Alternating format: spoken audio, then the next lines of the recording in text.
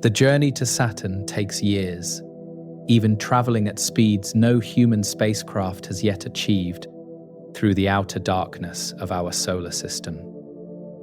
Beyond the asteroid belt, beyond Jupiter's immense gravity, beyond the cold emptiness where sunlight grows faint and distant, Saturn waits in quiet majesty. Its rings catch whatever light reaches this far, spreading outward in pale bands that have captivated observers for centuries on distant Earth. And orbiting among those rings and the smaller icy moons, one world stands apart from all the others, wrapped completely in orange haze. This is Titan, Saturn's largest moon, and from a distance, it appears as a smooth, orange marble suspended against the blackness of space. No craters are visible on its surface. No mountains, no valleys, no features of any kind, just that unbroken orange color stretching across the entire sphere. The reason for this featureless appearance is not that Titan lacks interesting terrain, but rather that something covers everything from view completely. A thick atmosphere surrounds this moon, denser than the air we breathe on Earth, hiding the surface beneath layers of haze and cloud. You are listening to the Drowsy Astronaut, and tonight we are settling into a slow, unhurried journey through Saturn's remarkable family of moons. There is no rush to follow every detail or remember specific facts. Simply let the information wash over you like distant starlight reaching a quiet shore. If you enjoy these journeys through the cosmos, consider leaving a comment, sharing where you are listening from tonight. And a like helps others find this channel. Now, let us return to that orange world waiting in the outer solar system, wrapped in its thick and ancient atmosphere. Titan is the only moon in our solar system known to possess a substantial atmosphere, making it truly unusual among the hundreds of moons orbiting the various planets. Most moons have no atmosphere at all, their surfaces exposed directly to the vacuum of space, and the radiation streaming constantly from the distant sun. A few moons have thin wisps of gas clinging to their surfaces, barely enough to measure with sensitive instruments, certainly not enough to hide anything. But Titan holds an atmosphere so substantial that it presses down on the surface with even greater force than Earth's air presses down on us. This might seem surprising at first, because Titan is much smaller than Earth and has much weaker gravity trying to hold on to any gases surrounding it. The moon measures only about 40% of Earth's diameter, roughly the same size as the planet Mercury, with surface gravity only 1/7 as strong as what we experience.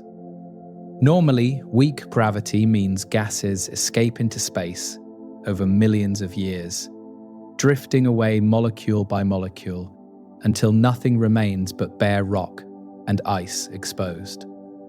Yet Titan has held on to its thick atmosphere for billions of years, and the reason comes down to temperature and the particular gases involved in this distant environment. The outer solar system is extraordinarily cold, far removed from the warmth of the sun that keeps Earth's temperatures comfortable for liquid water and for life. At Saturn's distance, sunlight arrives about 100 times weaker than what reaches Earth, providing barely enough illumination to read by, and almost no warmth whatsoever. Titan's surface temperature hovers around -179 degrees Celsius. Cold enough, the water ice becomes as hard as granite and stays permanently frozen. In this extreme cold, gas molecules move slowly, lacking the energy needed to escape Titan's modest gravity. And so, the atmosphere remains trapped around the moon. The air on Titan consists primarily of nitrogen, the same gas that makes up most of Earth's atmosphere. Roughly 78% of every breath we take. Nitrogen is a simple molecule, just two nitrogen atoms bonded together, colorless and odorless, and largely unreactive under most conditions found throughout the universe. On Titan, nitrogen makes up about 95% of the atmosphere, an even higher proportion than on Earth, where oxygen contributes a significant fraction as well. This abundance of nitrogen gives Titan's atmosphere a familiar foundation, even though nearly everything else about this world remains utterly alien to our everyday experience here. The remaining few percent of Titan's atmosphere consists mainly of methane, a simple molecule made of one carbon atom, surrounded by 4 hydrogen atoms bonded tightly together. On Earth, methane emerges from swamps and landfills, from the digestive systems of cattle, and from natural gas deposits buried deep underground. We know it well. On Titan, methane plays a far more significant role, cycling through the atmosphere in ways that mirror how water behaves on our own planet, in remarkable fashion. For now, it is enough to understand that this methane creates much of what makes Titan so visually striking when observed from the darkness of space. When sunlight reaches Titan's upper atmosphere, it carries enough energy to break apart methane molecules into their component pieces, carbon and hydrogen atoms suddenly scattered freely. These fragments do not simply float around unchanged, but instead begin combining with each other, and with nitrogen in complex chemical reactions happening continuously throughout the thin upper air.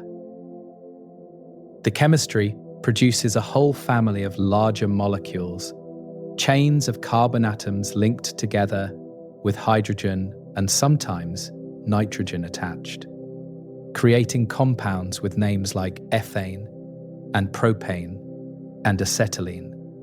These larger molecules weigh more than the original methane and nitrogen, and so they begin slowly drifting downward through the atmosphere over extended periods of time. As these heavier molecules sink through cooler layers, they begin clumping together into tiny particles, microscopic specks of organic material suspended in the atmosphere, like smoke or fine dust. These particles create the orange haze that gives Titan its distinctive appearance from space. Billions upon billions of tiny grains catching and scattering the faint sunlight that reaches this far. The orange color comes from the particular sizes and compositions of these particles, from the way they interact with different wavelengths of light passing through from the distant sun. Some wavelengths pass through more easily than others, and the result is that characteristic warm orange glow that makes Titan unlike any other world we have ever observed. This haze is not a thin layer sitting at one specific altitude, but rather extends through much of Titan's atmosphere, from high above the surface down to lower regions. In the uppermost reaches, the haze remains thin enough that sensitive instruments might glimpse some detail. But as you descend, the view becomes increasingly murky and obscured. The particles take years to drift from the upper atmosphere, all the way down to the surface, slowly settling through layer after layer of increasingly dense and cold air. By the time they reach the ground, they have traveled hundreds of kilometers downward in a gentle rain of organic particles falling continuously across the entire moon. The structure of Titan's atmosphere follows patterns similar to Earth's own layered arrangement, with distinct regions where temperature changes in different ways as altitude increases. Near the ground, In what scientists call the troposphere, temperature decreases as you climb higher, just as air grows colder when you hike up a tall mountain. This troposphere extends upward for about 40 kilometers, a thick layer where most of Titan's weather actually happens, where clouds can form and precipitation falls to the surface. Above this region lies the stratosphere, where temperature actually increases with altitude because the haze particles absorb incoming sunlight and warm the surrounding thin air. The boundary between troposphere and stratosphere is called the tropopause, and on Titan, it sits at a temperature of around -200 degrees Celsius. This temperature structure, with a cold layer sandwiched between warmer regions both above and below, creates stable conditions that limit how much the atmosphere mixes vertically. Air does not easily rise from the surface all the way to the stratosphere, and air from above does not easily sink all the way down to the ground. This layered arrangement affects everything from cloud formation to how different chemical compounds become distributed throughout Titan's thick orange atmospheric envelope surrounding the moon. If you could somehow descend through Titan's atmosphere, you would notice the light-changing character as you passed through the different regions stacked above the surface. High in the atmosphere, the sun would appear as a small, bright disk, much smaller than we see from Earth, but still clearly identifiable as a source of light. As you descended through the thickening haze layers below, that disk would become increasingly diffuse, spreading out into a bright smear that illuminated the sky without providing clear direction. Eventually, near the surface itself, the light would be dim and orange, like perpetual twilight in a smog-filled city, with perhaps 1/10% of Earth's normal sunlight. The wind patterns on Titan follow this layered structure as well, with different speeds and directions occurring at different altitudes through the thick atmosphere surrounding the moon entirely. Near the surface, winds blow gently at just a few meters per second, a light breeze by Earth standards, though the dense air gives even gentle winds more force. Higher up in the atmosphere, the winds increase significantly, reaching speeds exceeding 100 meters per second, faster than most hurricanes that form on our own planet. These high-altitude winds carry the haze particles around the moon continuously, distributing them globally and helping create the uniform orange appearance visible from distant observation points in space. The atmospheric pressure at Titan's surface measures about 1.5 times the pressure at sea level on Earth, which means the air there is actually denser than what fills your lungs right now. This seems counterintuitive, given Titan's weaker gravity, but the thick column of atmosphere stacked above the surface adds up to substantial weight, pressing steadily downward. If you could stand on Titan's surface, setting aside for a moment the extreme cold and completely unbreathable air, you would feel more atmospheric pressure than you experience on Earth. The dense air would resist your movements slightly more than you're accustomed to feeling, making gestures seem somewhat sluggish and requiring more deliberate effort. This thick atmosphere also means that sound would travel differently on Titan than it does in the air we know, carrying voices and noises in unfamiliar ways. The denser air and different chemical composition would change the speed of sound and the way different frequencies propagate through the surrounding environment around any hypothetical visitor. Scientists have modeled what human speech might sound like on Titan, and their calculations suggest a deeper, more resonant quality to voices transformed by the unusual medium carrying the sound. No human could survive unprotected on Titan's surface, of course. But these details help us imagine what experiencing this world directly might actually feel and sound like. The atmosphere extends upward for hundreds of kilometers above the surface, gradually thinning as altitude increases until it merges with the near vacuum of space surrounding Saturn and its family of moons. There is no sharp boundary where atmosphere definitively ends and space begins. Just a gradual transition from thick lower layers through increasingly thin upper reaches to essentially empty space. This transition zone interacts with Saturn's powerful magnetic field and with energetic particles streaming outward from the Sun, creating complex chemistry in the uppermost atmospheric layers that scientists continue studying. Some of Titan's atmosphere is slowly lost to space through these interactions, though new material seems to replace it from sources we are still working to identify and understand fully. The orange color that dominates Titan's appearance varies subtly across the visible disk when examined with sensitive instruments, revealing structure in the haze layers that simple observation might miss. The polar regions often appear slightly different from the equatorial band, with seasonal changes affecting how haze and occasional clouds become distributed over Titan's extremely long year. One Titan year equals roughly 29 Earth years, meaning the seasons change extraordinarily slowly, with summer or winter at each pole lasting for 7 Earth years at a time. These long seasons allow atmospheric patterns to develop and evolve gradually, over timescales that test the patience of Earth-bound observers waiting to document what changes might occur over time.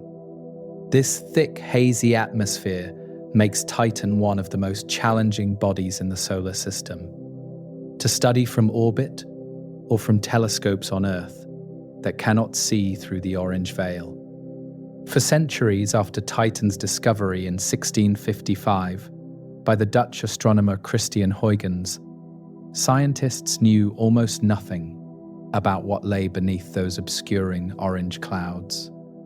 The atmosphere that makes Titan so scientifically interesting also makes it frustratingly opaque, hiding secrets that would only be revealed when spacecraft finally arrived with instruments capable of penetrating the haze.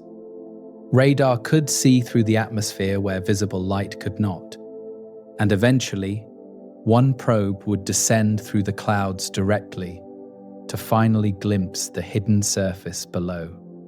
The chemistry happening continuously in these orange layers produces molecules that may resemble the building blocks that led to life on early Earth, billions of years before the first living things actually appeared. Titan functions like a frozen laboratory, preserving conditions and chemical processes that may help us understand how the complex molecules necessary for life could begin forming on a suitable world. The moon itself remains too cold for life as we understand it today, with temperatures that keep water frozen as hard as stone, and any liquid water impossible at the surface. Yet the organic compounds accumulating there over billions of years represent a kind of prebiotic chemistry frozen in time, available for us to study and learn from patiently. The haze particles drifting slowly downward carry this complex chemistry to the surface, where they accumulate over immense stretches of time into deposits that coat the landscape in organic material. Some of this material collects in low-lying areas. Some gets redistributed by winds into dune fields that stretch for hundreds of kilometers across the equatorial regions near the moon's middle latitudes. The atmosphere and surface are connected through this constant rain of particles, the chemistry of the upper air eventually becoming the geology of the ground far below, over geological timescales. Everything on Titan links together: atmosphere feeding surface, surface releasing gases back to atmosphere, in cycles that have continued for billions of years already. As we prepare to descend through these clouds in the next stage of our journey, it helps to appreciate what a remarkable place this atmosphere represents in our solar system and beyond. No other moon possesses anything comparable to this thick, orange envelope, this active chemistry, this complex layered structure with weather and seasons and winds that distribute material around an entire world continuously. Titan's atmosphere alone would make this moon worthy of careful study and patient exploration over many decades. And spacecraft have indeed spent years observing these processes from orbit around Saturn. What lies beneath remained mysterious for so long, precisely because this atmosphere does its job so well, wrapping the surface in protective haze that reveals nothing to distant observers trying to see through it. That mystery was finally pierced when a small probe separated from its orbiting mothership and began falling toward the orange clouds, carrying instruments designed to study every layer it passed through during its long descent. The atmosphere we have explored tonight would soon have a visitor passing through it, measuring and photographing and recording data that would transform our understanding of this remarkable moon entirely. The descent would take hours, a slow fall through thickening haze toward a surface no human eyes had ever glimpsed directly before that moment in early 2005. And when the probe finally reached the ground, still transmitting for over an hour afterward, it sent back images of a landscape stranger and more familiar than anyone had quite expected. The spacecraft that would pierce Titan's orange veil was called Huygens, named after the Dutch astronomer who first spotted this moon through his homemade telescope centuries earlier in the 17th century. It traveled to Saturn, attached to a larger orbiter called Cassini. The two spacecraft bound together for a 7-year journey across billions of kilometers of empty interplanetary space. Cassini would remain in orbit around Saturn for over a decade, but Huygens had a different destiny, a one-way trip into Titan's atmosphere, with no possibility of return to space. The probe was designed to collect as much data as possible during its descent, and for whatever time it might survive after reaching the mysterious surface, hidden below those thick, orange clouds. On the 25th of December, 2004, Huygens separated from Cassini and began a 20-day coast toward Titan, drifting through space with no engine burns needed after the initial gentle push that sent it on its trajectory. The probe was dormant during this coast, its systems powered down to conserve the batteries that would be needed during the intense hours of atmospheric entry and descent ahead. There was nothing to do but wait as the distance to Titan slowly closed, the orange moon growing larger ahead, while Cassini curved away to a safe distance for receiving the data stream to come.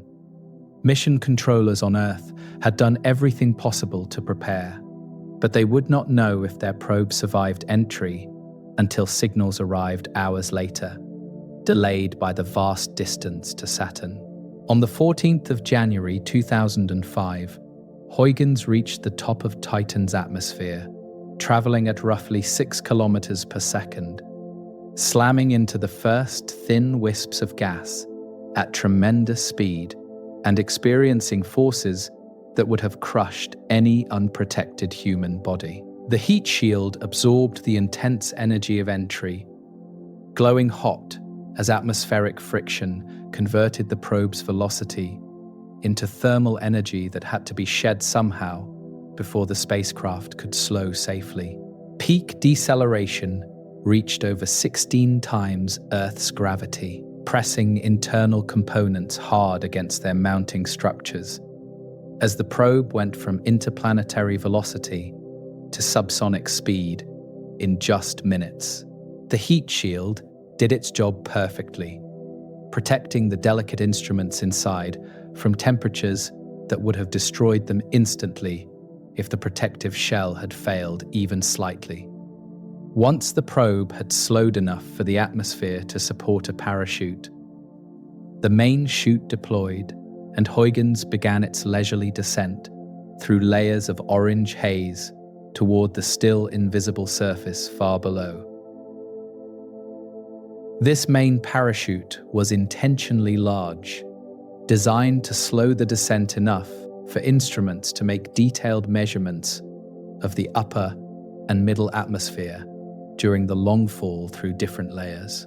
The probe drifted downward for about 15 minutes under this large canopy, sensors already recording temperature, pressure, composition, and wind speed at each altitude it passed through on its way down. Data streamed upward to Cassini, which relayed everything to Earth, where scientists watched in amazement as the first direct measurements from inside Titan's atmosphere arrived at last. After those initial 15 minutes of slow descent under the large parachute, a smaller drogue chute deployed, allowing the probe to fall faster through the lower atmosphere below.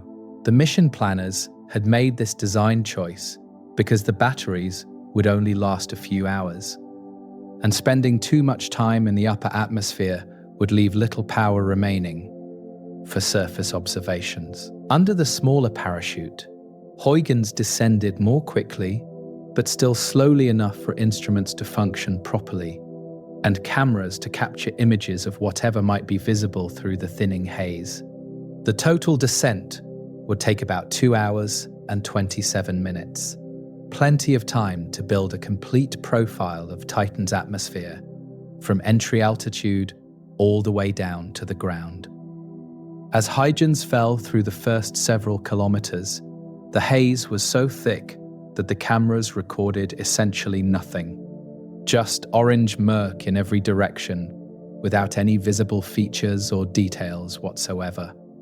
The probe was still high in the atmosphere, where the sun appeared as a diffuse bright region overhead, providing some illumination, but no clear shadows or contrast to reveal structure in the surrounding aerosol-filled air. Scientists watching the images arrive on Earth saw frame after frame of uniform orange haze, beautiful in its own way, but frustrating for anyone hoping to glimpse the surface below. Patience was required, and the instruments continued recording temperature and pressure readings, even when the cameras showed nothing but that thick orange fog surrounding the descending spacecraft. Gradually, as altitude decreased and the probe sank through denser atmospheric layers, the haze began to thin, and the first hints of surface features started emerging in the camera images. What appeared were dark regions and lighter regions, patterns that suggested terrain rather than cloud, structures that seemed permanent rather than atmospheric and transient in nature. The scientists watching in real time could hardly believe what they were seeing. Something was down there, and it was becoming visible, and it looked strangely like landscapes they recognized from Earth. Drainage channels appeared, branching networks that looked exactly like river systems viewed from above. Dark lines cutting through lighter terrain in patterns that water might carve. One of the most striking images from the descent showed what appeared to be a coastline, a boundary between darker and lighter regions that curved and wound in ways that suggested liquid meeting land. The darker regions seemed to be low-lying areas, possibly filled with liquid at some point, even if they appeared dry, in the images being captured by the descending probe. The lighter regions appeared to be elevated terrain, possibly highlands from which those drainage channels originated, before flowing downward toward the darker lowlands that might once have held methane seas. Scientists had speculated for years that liquid methane might exist on Titan's surface, and now they were seeing landscapes shaped by flowing liquid. Confirmation of those careful predictions made long before any probe had visited. The wind measurements during descent revealed that Huygens was being carried roughly westward through the atmosphere, drifting sideways as it fell toward what appeared to be the boundary between a lighter highland region and a darker lowland area. The probe had no control over where it would land. Everything depended on atmospheric currents and the geometry of entry. But fortune seemed to be placing it in an interesting location. The images grew sharper as altitude decreased, the haze becoming thin enough that shadows became visible, suggesting that the sun was providing directional lighting rather than the diffuse glow of higher altitudes. Surface details resolved into features that could be measured and analyzed, individual hills and valleys, and what might be boulders, becoming visible in the improving clarity. In the final minutes before landing, the camera images showed what appeared to be cobbles or pebbles scattered across a flat plain, rounded objects that seemed to be resting on a darker substrate below.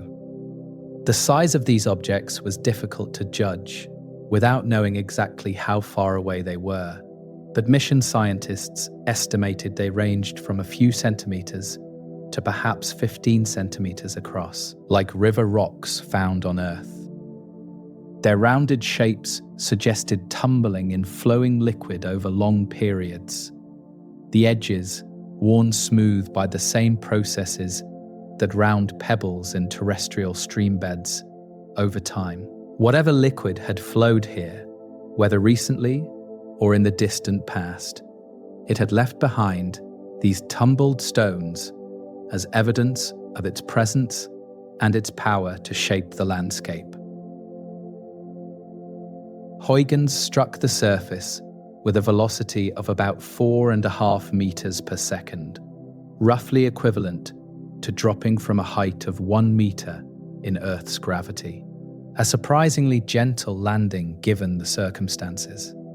The surface gave slightly under the impact, suggesting something softer than solid rock, perhaps a thin crust over softer material, or perhaps accumulated organic particles creating a compressible layer on top of harder ice beneath.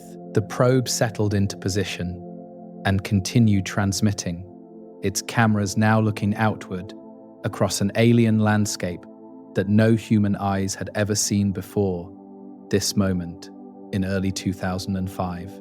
The images that came back showed a surface unlike anywhere on Earth, yet somehow recognizable. A frozen world shaped by familiar processes, operating under utterly unfamiliar conditions. The surface around the landing site appeared flat, with rounded pebbles scattered across it, their shapes visible in the dim orange light filtering down through the thick atmosphere overhead. The sky above was orange-brown, brighter in the direction of the sun, but without clear shadows, because the illumination remained diffuse even at surface level, where the haze was thinnest. The color of the surface was brownish-gray, not the pure white of water ice, but stained by the organic compounds that had rained down from the atmosphere over billions of years. Everything looked cold and still, a frozen moment captured by cameras that would not function much longer, as the probe's batteries slowly depleted in the frigid conditions. One of the instruments on Huygens measured the surface composition and detected methane, the same compound that makes up a few percent of the atmosphere above and plays such an important role in Titan's weather cycles. The measurement suggested that the surface at the landing site contained some methane, possibly frozen into the ice, or possibly liquid just below the surface, where the sun's feeble warmth could not directly reach. Even more interesting, the methane readings increased shortly after landing, as if the probe's warm electronics were causing frozen methane to evaporate from the cold surface around it. This observation suggested that liquid methane might exist just below the surface, ready to evaporate when any heat source, however modest, warmed the ground even slightly. The pebbles visible in the surface images were not made of ordinary rock, but of water ice, frozen so hard in Titan's extreme cold that it behaves essentially like stone would on Earth at normal temperatures. Water ice on Titan serves the same role that silicate rock serves on Earth. It forms the bedrock, the mountains, the solid material that liquid methane carves and shapes over geological time. The rounded shapes of these ice pebbles confirmed that liquid had once flowed here, tumbling the frozen water fragments, just as terrestrial rivers tumble granite and basalt pebbles in their beds. Titan's geology operates with different materials than Earth's geology, but the underlying processes remain remarkably similar, despite the vast differences in temperature and chemistry. Huygens transmitted from the surface for approximately 72 minutes before its batteries finally gave out, and silence descended over the landing site once again, after brief mechanical intrusion. In that brief window, humanity gathered more direct information about Titan's surface than centuries of telescope observations had ever provided from distant Earth. The images and measurements revolutionized our understanding of this strange moon, confirming that liquid sculpts the landscape, that organic chemistry covers the surface, that weather patterns exist here. Everything scientists had theorized about Titan based on remote observations proved essentially correct, yet the reality visible in those images exceeded even optimistic expectations in richness and detail. The landing site location was later named after the probe itself, a small region of Titan now called the Huygens landing site, in recognition of this historic arrival and exploration.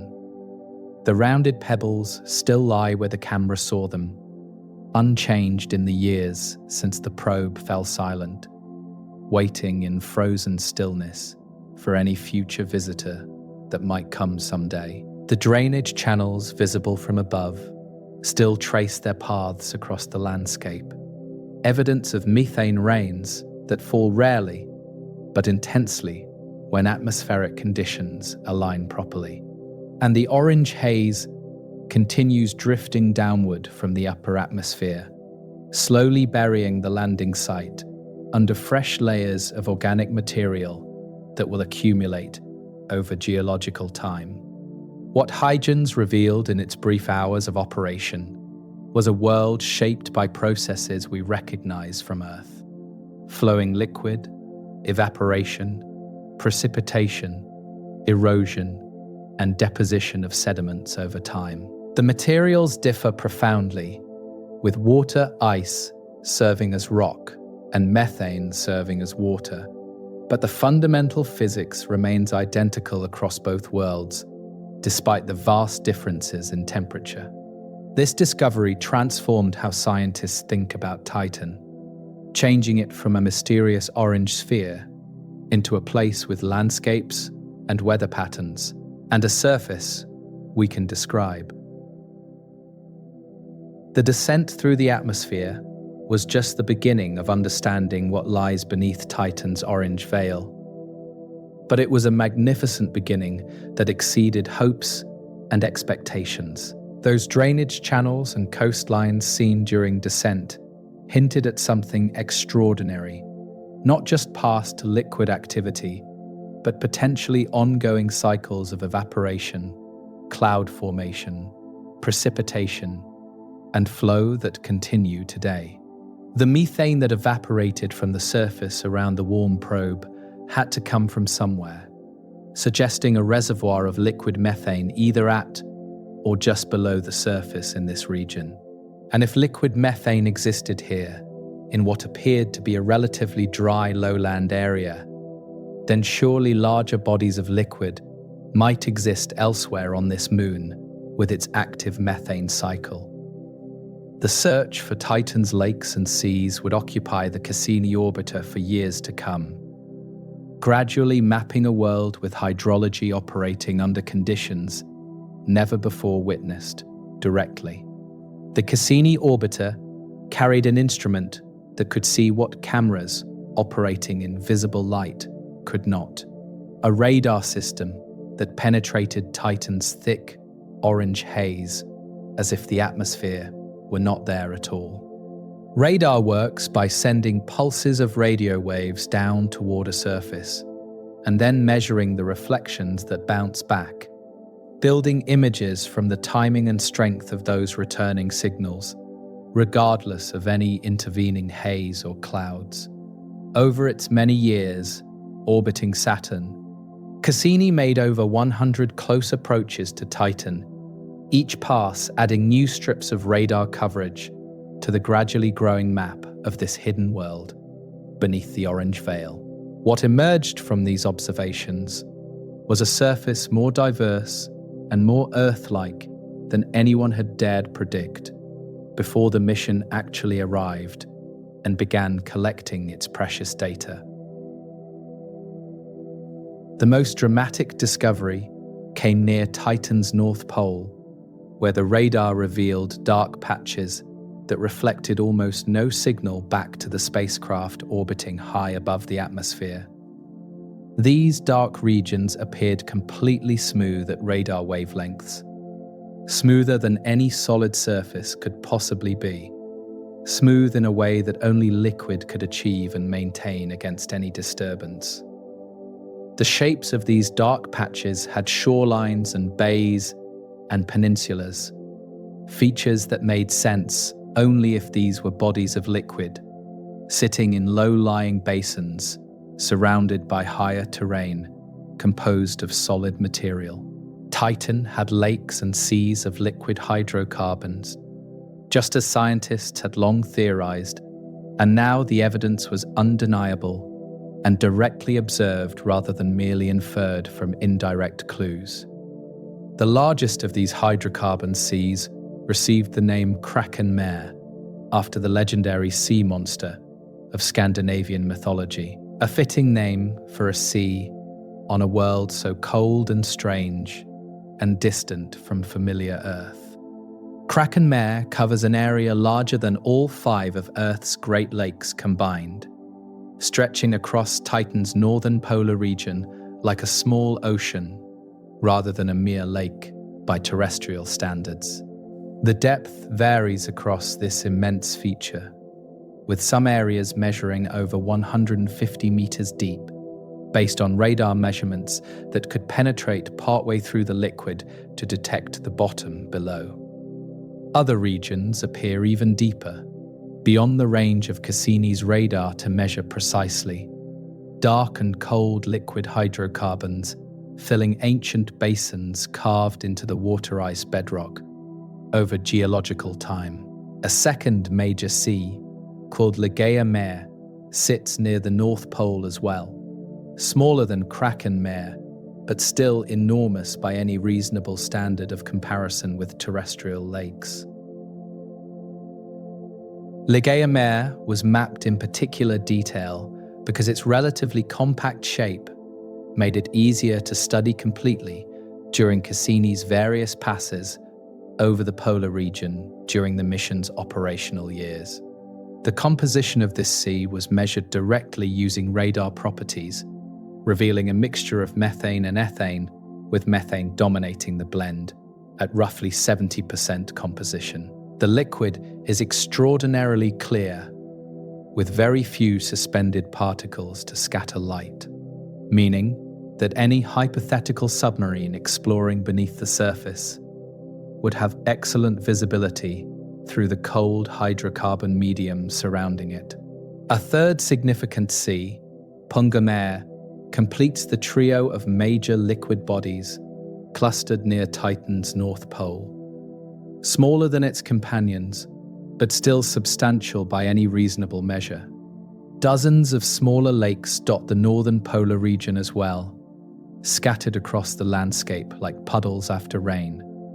On Earth, some just a few kilometers across, and others stretching for dozens of kilometers.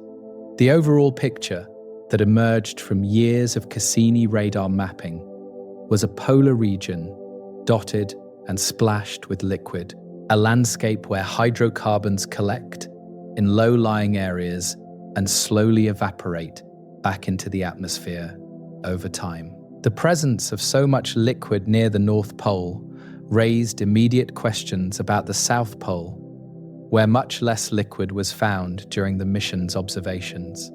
The answer to this asymmetry lies in Titan's extremely long year, which stretches for roughly 29 Earth years, as Saturn completes its slow orbit around the distant Sun, far from the inner planets. When Cassini arrived at Saturn in 2004, the northern hemisphere was approaching spring after a long winter during which the pole had been tilted away from even the weak sunlight reaching this far.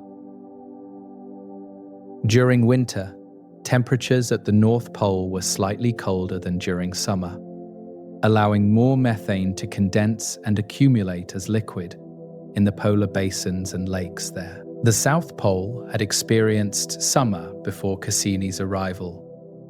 Warming conditions that apparently evaporated much of the liquid that might have accumulated there during the previous southern winter. This means Titan has seasons that affect where liquid accumulates on the surface, a genuine hydrological cycle operating with methane and ethane instead of water, but following similar physical principles overall. During northern summer, some of the liquid in northern lakes likely evaporates into the atmosphere, contributing to clouds that drift toward the opposite hemisphere over time.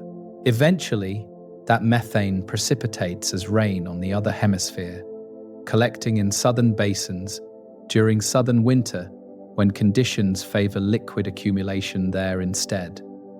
The cycle continues over decades and centuries, liquid migrating between poles in response to the slowly shifting seasons, a planet-wide circulation of hydrocarbons driven by distant, feeble sunlight. The rain that feeds these lakes and seas does not fall constantly like tropical showers on Earth, but rather arrives in occasional intense storms, separated by long dry periods lasting years at a time. Titan's atmosphere can hold enormous amounts of methane vapor, building up over extended periods until conditions finally trigger condensation and precipitation in dramatic cloudburst events. When rain does fall, it may fall heavily, saturating the surface and flowing downhill through the drainage channels visible from orbit toward the low-lying basins where lakes accumulate over time. Between these rare storms, the surface remains dry in most locations, the landscape appearing parched and desert-like despite the presence of liquid nearby. The drainage channels visible in Huygens descent images and mapped extensively by Cassini's radar trace the paths that flowing liquid follows across Titan's surface during and after these occasional rainstorms. These channels branch and merge in patterns familiar from terrestrial river systems, following the contours of the terrain as liquid seeks the lowest available path downward toward basins below. Some channels appear freshly carved with sharp edges, suggesting recent flow, while others look softened and degraded by time, perhaps inactive for centuries or millennia without significant rainfall. The landscape records its history in these channels, a record of past storms and past flows written in the water-ice bedrock that serves as Titan's solid foundation. The composition of the liquid in Titan's lakes and seas remains a mixture of methane and ethane, with the exact proportions varying from lake to lake depending on local conditions and history of formation. Methane evaporates more readily than ethane, being the lighter and more volatile of the two compounds. So lakes that have experienced more evaporation tend to become enriched in the heavier ethane component. Ligeia Mare appears relatively methane-rich, possibly because it receives more fresh methane input from rainfall, while other lakes may have higher ethane concentrations reflecting their evaporative history. The chemistry varies across the Moon's surface, creating a patchwork of liquid compositions that scientists continue to analyze using the data Cassini collected over its many years of operation.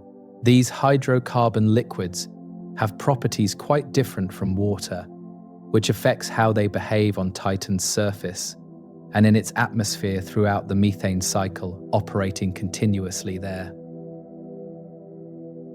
Methane and ethane have lower surface tension than water, meaning they spread more easily across surfaces and soak into porous materials more readily than water would under similar circumstances. The liquids are also less dense than water, which matters for how they interact with any solid particles that might sink or float within them, depending on the materials involved. And they are transparent to a degree that exceeds even the clearest earthly waters, allowing light to penetrate deeply into any lake or sea that contains them on this distant, frozen moon. The shores of these hydrocarbon seas show features that would be recognizable to anyone who has walked along a beach on Earth, despite the utterly alien chemistry involved in their formation. Bays indent the coastlines where softer material has eroded more quickly, while peninsulas extend outward where harder material has resisted erosion and remained standing above the liquid level. In some locations, what appear to be river deltas spread across the shore zones, sediments deposited where flowing channels met standing bodies of liquid and dropped their suspended particles. The geomorphology follows familiar rules, even when the materials participating in those rules differ completely from anything found in earthly landscapes. Some regions near the lakes show patterns that scientists interpret as shorelines from higher liquid levels in the past. Ancient beach lines now sitting above the current liquid surface elevation, visible today. These features suggest that lake levels have changed over time, rising during wetter periods and falling during drier intervals, as the balance between rainfall and evaporation shifted over centuries and millennia. Titan's climate has not remained constant, but has fluctuated, leaving geological evidence of past conditions preserved in the landscape for careful observers to find and interpret. The Moon records its own climate history in its surface features, a chronicle written in frozen water ice and accumulated organic sediments built up over billions of years. The organic sediments that rain down continuously from the upper atmosphere accumulate around and within these liquid bodies, mixing with the hydrocarbons and potentially sinking to the seafloors below over time. What lies at the bottom of Kraken Mare or Ligeia Mare remains uncertain, but scientists speculate that layers of organic sludge may have accumulated there over millions or billions of years. This material represents the accumulated product of atmospheric chemistry happening constantly in the upper atmosphere. Complex molecules formed from simple methane and nitrogen, being broken and recombined continuously. The seafloors might be rich repositories of this material, concentrated by the liquid that collected it from the surrounding landscape. The presence of liquid on Titan's surface raises interesting questions about what chemistry might happen at the boundaries between liquid hydrocarbons and the water-ice bedrock beneath them. Water and hydrocarbons do not normally mix, but under certain conditions, complex interactions might occur at their interfaces, potentially producing molecules more elaborate than either material alone. Some scientists speculate about the possibility of exotic chemistry at these boundaries, though such speculation remains highly uncertain, given how little direct information exists about conditions at Titan's lake beds. Future missions might someday explore these environments directly, but for now, we can only theorize about what processes might occur in those cold, dark, liquid-filled basins far from Earth. The rivers and lakes of Titan represent the only known example of stable surface liquids anywhere in our solar system beyond Earth, making this moon uniquely valuable for studying how liquid shapes landscapes. Mars once had liquid water flowing across its surface billions of years ago, but that water is long gone, leaving only dry channels and ancient lake beds as evidence of its former presence.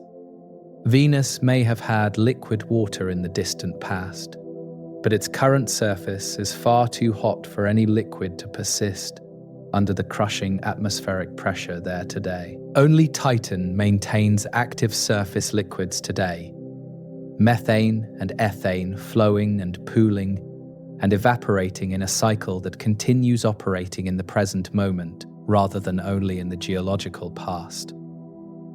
This active hydrology makes Titan a natural laboratory for studying processes that we know well from Earth, operating under completely different conditions with entirely different materials participating. How does erosion proceed when the cutting liquid is methane rather than water? When the bedrock is ice rather than silicate? When temperatures hover nearly 200 degrees below zero? How do sediments transport and deposit when gravity is weak and atmospheres are thick and liquid properties differ from everything terrestrial experience has taught us to expect? Titan provides answers to these questions, demonstrating that the fundamental physics of flowing liquids and eroding landscapes applies universally, regardless of the specific chemistry involved in any particular world. Beneath the methane rain and the orange haze, beneath the flowing rivers and the hydrocarbon seas, Titan's surface rests on a foundation of water, ice frozen harder than granite in the extreme cold of the outer solar system. This ice is not a thin coating over rock, but rather the primary material composing Titan's outer shell, possibly extending downward for many kilometers before giving way to denser materials deeper inside. Water ice at -179 degrees Celsius behaves nothing like the soft, slippery substance we know from ice skating rinks on Earth, where temperatures hover just below freezing. At Titan's temperatures, ice becomes rigid and strong, capable of forming mountains and cliffs and bedrock that persists unchanged over geological timescales measured in millions and billions of years. The surface of this icy world is not pristine white, but rather stained various shades of brown and orange by the organic materials that have accumulated over Titan's long history under its hazy atmosphere. The particles that form in the upper atmosphere and drift slowly downward eventually settle on the surface, coating everything in a layer of complex organic compounds built from carbon, hydrogen, and nitrogen atoms. In some places, this organic coating is thin, barely obscuring the underlying ice, while in other regions, it has accumulated into thick deposits that completely dominate the local surface composition. The boundary between what is ice and what is organic sediment becomes blurred in places where the two materials have mixed and interacted over extended periods of exposure. Near Titan's equator, far from the polar seas and lakes, a remarkable landscape extends for thousands of kilometers. Vast fields of dunes stretching in parallel ridges across the surface, like frozen waves. These dunes consist primarily of organic particles rather than the silicate sand found in deserts on Earth. Dark material that absorbs the feeble sunlight and gives these regions their distinctive appearance in images. The individual dunes can reach heights of 100 meters or more. Substantial ridges of accumulated organic material, shaped by winds into regular patterns that reveal the dominant wind directions in these equatorial regions. The scale of these dune fields rivals the great sand seas of the Sahara or the empty quarter of Arabia, covering areas measured in millions of square kilometers. The winds that shape these dunes blow slowly by Earth standards, but carry considerable force in Titan's dense atmosphere, able to move particles that would be too heavy to transport in thinner air elsewhere. The organic particles making up the dunes are probably not sand-sized grains like those in terrestrial deserts, but rather finer material, more like soot or toner powder in consistency, though we lack direct samples to confirm this inference. Over millions of years, these winds have organized the accumulating organic material into the regular patterns visible from orbit, sculpting the landscape with patient persistence that continues today. The dune orientations tell scientists about wind patterns and help reconstruct atmospheric circulation models that explain how air moves around Titan at different latitudes. Between the dune fields and in other regions, Titan's surface shows evidence of geological activity that reshapes the landscape through internal processes, rather than just atmospheric deposition and wind erosion. Mountain ranges rise above the surrounding terrain in some areas, ridges of water ice that have been uplifted by forces within Titan's interior pressing outward against the frozen surface shell.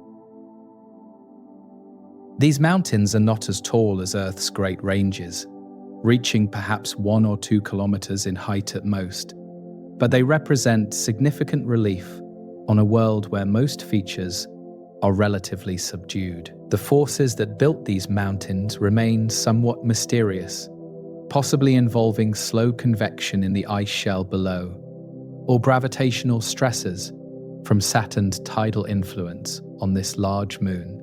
Some surface features suggest cryovolcanism, a process analogous to volcanism on Earth, but involving cold liquids erupting through the icy crust, rather than hot magma rising from a silicate mantle below.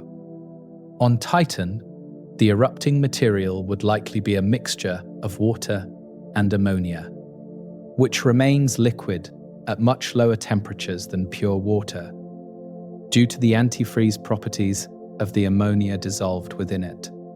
Several candidates for cryovolcanic features exist in Cassini's radar images: dome-shaped structures and flow-like patterns that might represent places where slushy material has oozed out onto the surface from reservoirs below.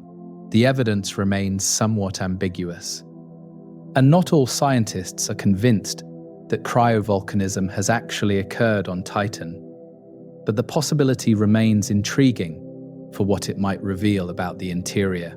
Speaking of the interior, what lies beneath Titan's icy surface shell has become one of the most exciting areas of investigation regarding this distant moon's structure and composition. The surface ice probably extends downward for many tens of kilometers, perhaps 100 kilometers or more, forming a thick frozen shell that separates the surface from whatever lies beneath. But beneath that shell, measurements from the Cassini spacecraft suggest the presence of something unexpected, a global ocean of liquid water hidden deep inside this cold, frozen moon. This subsurface ocean has transformed our understanding of Titan, adding yet another layer of complexity to an already remarkably complex world. The evidence for Titan's underground ocean comes from precise measurements of how the moon's shape changes slightly as it orbits Saturn, stretching and squeezing in response to the giant planet's enormous gravitational influence. If Titan were solid ice all the way through, from surface to core, it would flex only slightly as Saturn's gravity tugged on it during its nearly 16-day orbital period around the planet. But Cassini measured much larger deformations than a solid moon would produce. Distortions consistent with a liquid layer somewhere inside that allows the surface to move more freely than solid material would permit. The best explanation for this flexibility is an ocean of liquid water sandwiched between the outer ice shell and the interior below, decoupling the surface from whatever lies deeper inside. This ocean probably lies around 100 kilometers below the surface, beneath the thick ice shell that insulates it from the extreme cold of space, and the surface above exposed to that cold. The liquid water remains unfrozen despite the surrounding cold because of dissolved ammonia, which acts as antifreeze and lowers the freezing point significantly below what pure water would require to remain liquid. Pressure from the overlying ice also helps keep the water liquid, as increasing pressure can prevent freezing even at temperatures where surface ice would be completely stable and solid. The ocean may be many kilometers deep, representing a substantial volume of liquid water hidden within this moon that appears so frozen and inhospitable from the outside. Beneath the ocean, Titan's interior probably consists of a mixture of rock and ice, the materials that came together when this moon formed alongside Saturn over 4 billion years ago from the disk of debris surrounding the young giant planet. The exact composition remains uncertain, but measurements of Titan's overall density suggest roughly equal proportions of rock and ice, a mixture that is typical for large moons in the outer solar system. At the very center, a core of rock and possibly metal probably exists, the densest materials having sunk to the middle during Titan's early history when the interior was warmer and more fluid than today. This core might still generate some heat from radioactive decay of long-lived elements, contributing to the thermal budget that keeps the ocean liquid despite the cold surroundings. The structure of Titan from surface to center thus includes multiple distinct layers, each with its own composition and properties and role in the overall system that makes this moon what it is today. The surface receives organic particles from the atmosphere and features sculpted by wind and liquid erosion happening continuously under the orange haze overhead. Beneath that surface lies thick ice, hard as rock at these temperatures, probably containing pockets of liquid hydrocarbon from the methane cycle above, seeping downward through cracks and pores. Then comes the ocean, liquid water mixed with ammonia, completely dark and isolated from the surface world of methane and organic chemistry happening so far above. The boundary between the ocean and the ice shell above it represents an interface where interesting chemistry might occur. Water interacting with ice in an environment completely cut off from sunlight and surface processes. Similarly, the boundary between the ocean and the rocky interior below might be geologically active, with minerals dissolving into the water and chemical gradients forming that could potentially provide energy for processes we can only speculate about today. These deep boundaries are entirely inaccessible to current exploration methods, hidden far beneath the surface, and the thick ice shell that would need to be penetrated somehow to reach them directly. For now, we can only infer their existence from measurements made hundreds of kilometers above, trusting the physics that requires liquid water to explain the observed flexibility. The discovery of a subsurface ocean on Titan was somewhat unexpected, because this moon was already so interesting for its atmosphere and surface hydrology that another remarkable feature seemed almost excessive for a single world. Yet the ocean adds important connections between Titan and other ocean worlds in the outer solar system. Moons like Europa and Ganymede around Jupiter that also appear to harbor liquid water beneath their icy surfaces. Titan's ocean differs from those others in being sandwiched within ice rather than sitting directly on a rocky bottom, which affects what chemistry might be possible in its dark waters, far from any source of sunlight. The comparison between different ocean worlds will occupy scientists for decades as we work to understand how these environments form and what they might contain. The organic chemistry happening in Titan's atmosphere and accumulating on its surface exists completely separate from the water ocean far below, at least under current conditions, where thick ice separates these two environments entirely. But scientists speculate about whether materials from the surface might ever reach the ocean, perhaps through cryovolcanic activity that brings water to the surface and then buries organic material during refreezing events afterward. Over billions of years, some mixing between surface organics and subsurface water might have occurred, bringing together the building blocks of life from above with the liquid water environment below. Whether such mixing has happened remains entirely unknown, one of many mysteries about Titan that await future exploration to resolve if possible. The ice shell itself is not necessarily static and unchanging, but might slowly convect over millions of years, warmer ice from below rising, while colder ice from above sinks in a gradual circulation pattern. This convection could help explain some of the surface features observed from orbit. Mountains and ridges forming where ice converges and upwells. Plains forming where ice spreads and thins during its slow journey. The timescales involved are geological, millions to hundreds of millions of years, for significant changes. But the process would gradually reshape Titan's surface over time in ways that careful observation might eventually reveal. The landscape we see today represents just one moment in this ongoing evolution, a snapshot of processes that continue operating invisibly, slowly. Titan's interior warmth, whatever remains of it, also affects how the ice behaves and how thick the various layers might be in different regions across this large and geologically complex moon.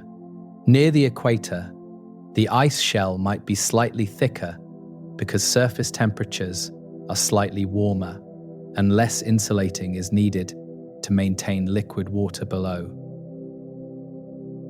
Near the poles, more heat might escape, or different ice compositions might exist, affecting the local geology in ways we're only beginning to understand from orbital observations. The moon is large enough and complex enough that regional variations in interior structure probably exist, though mapping them in detail requires better data than currently available from any mission. What Huygens saw at its landing site, rounded ice pebbles, organic stained ground, evidence of flowing liquid, represents just one tiny glimpse of a world with remarkable diversity across its surface and through its interior layers extending deep below. The dunes near the equator differ from the lakes near the poles, which differ from the mountainous regions in between, which differ from the possible cryovolcanic features scattered across various terrains observed from orbit. And beneath all this surface variety lies the hidden ocean, completely separate yet somehow connected to the whole system through heat flow and possibly through material exchange over geological time. Titan is not simple, not easily summarized, not fully understood, even after more than a decade of orbital exploration by Cassini.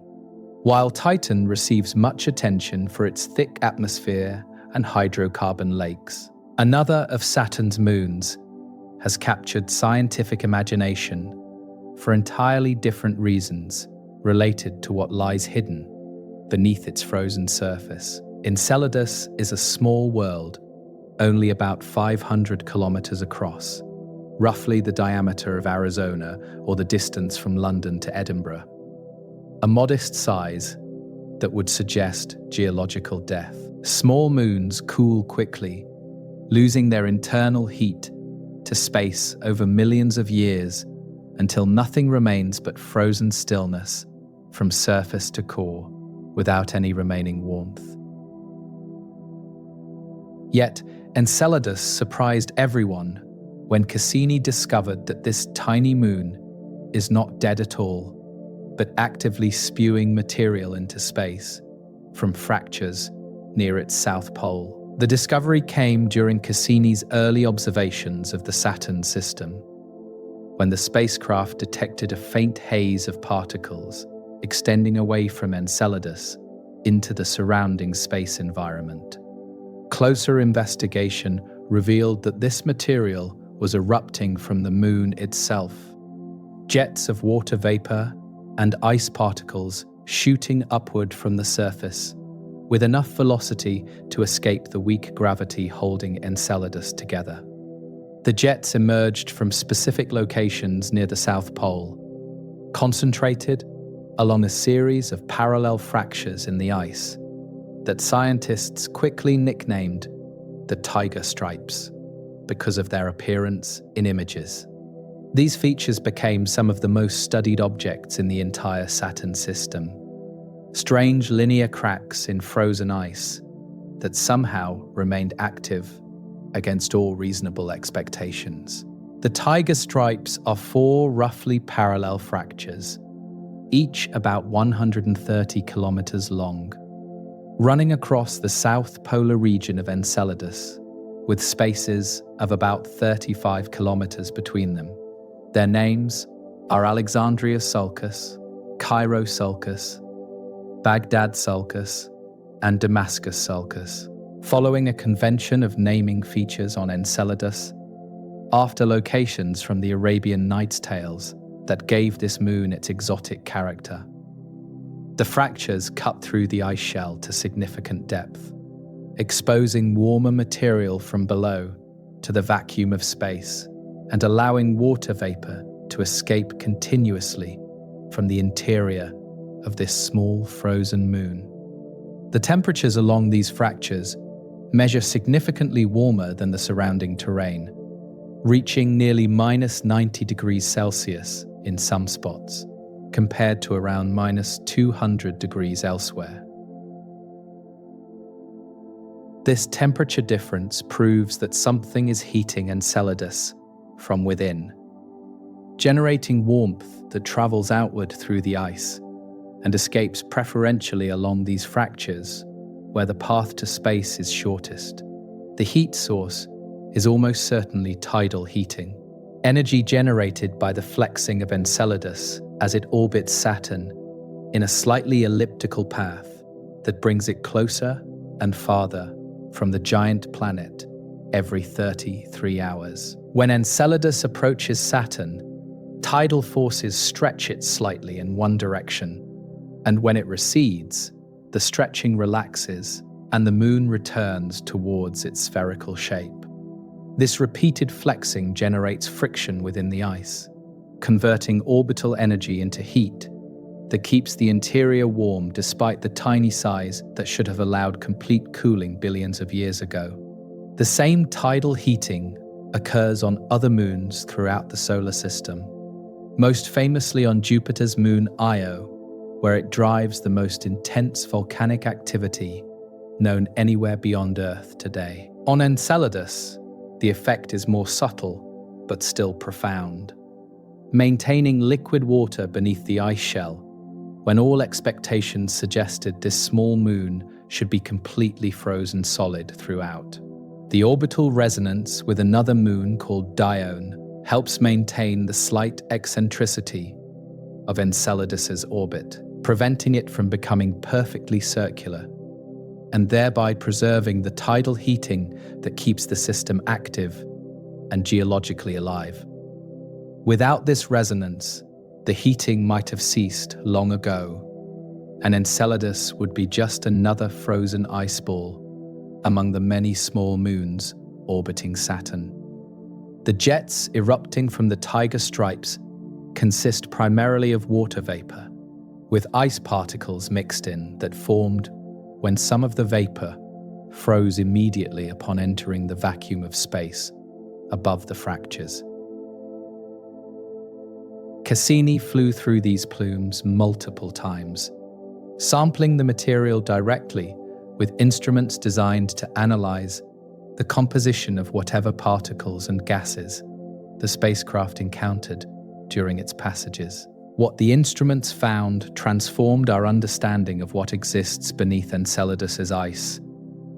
Not just water, but salt and organic molecules, and other compounds suggesting complex chemistry happening far below the frozen surface. The plumes provided a free sample of the subsurface environment, material delivered to space where a spacecraft could collect it without needing to land or drill through kilometers of ice.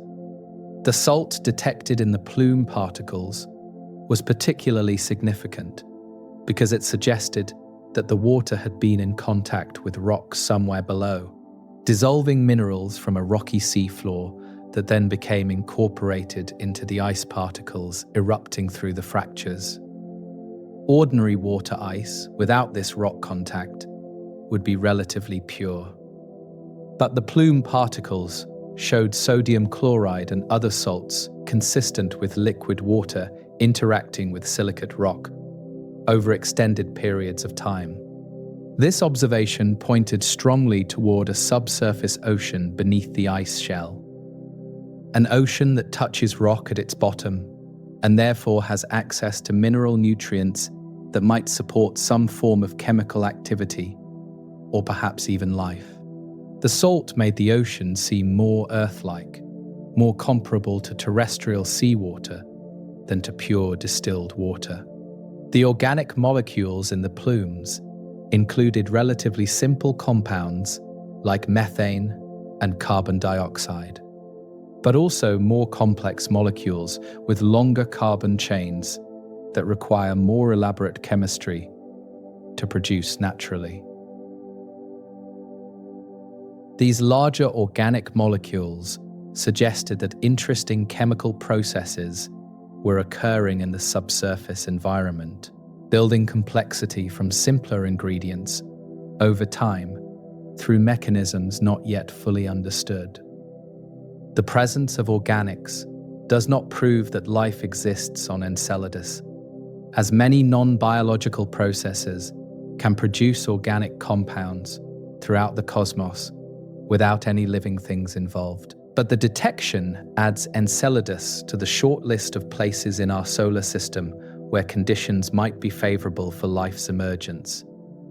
if the right circumstances ever aligned over geological time. Another detection in the plumes proved particularly intriguing.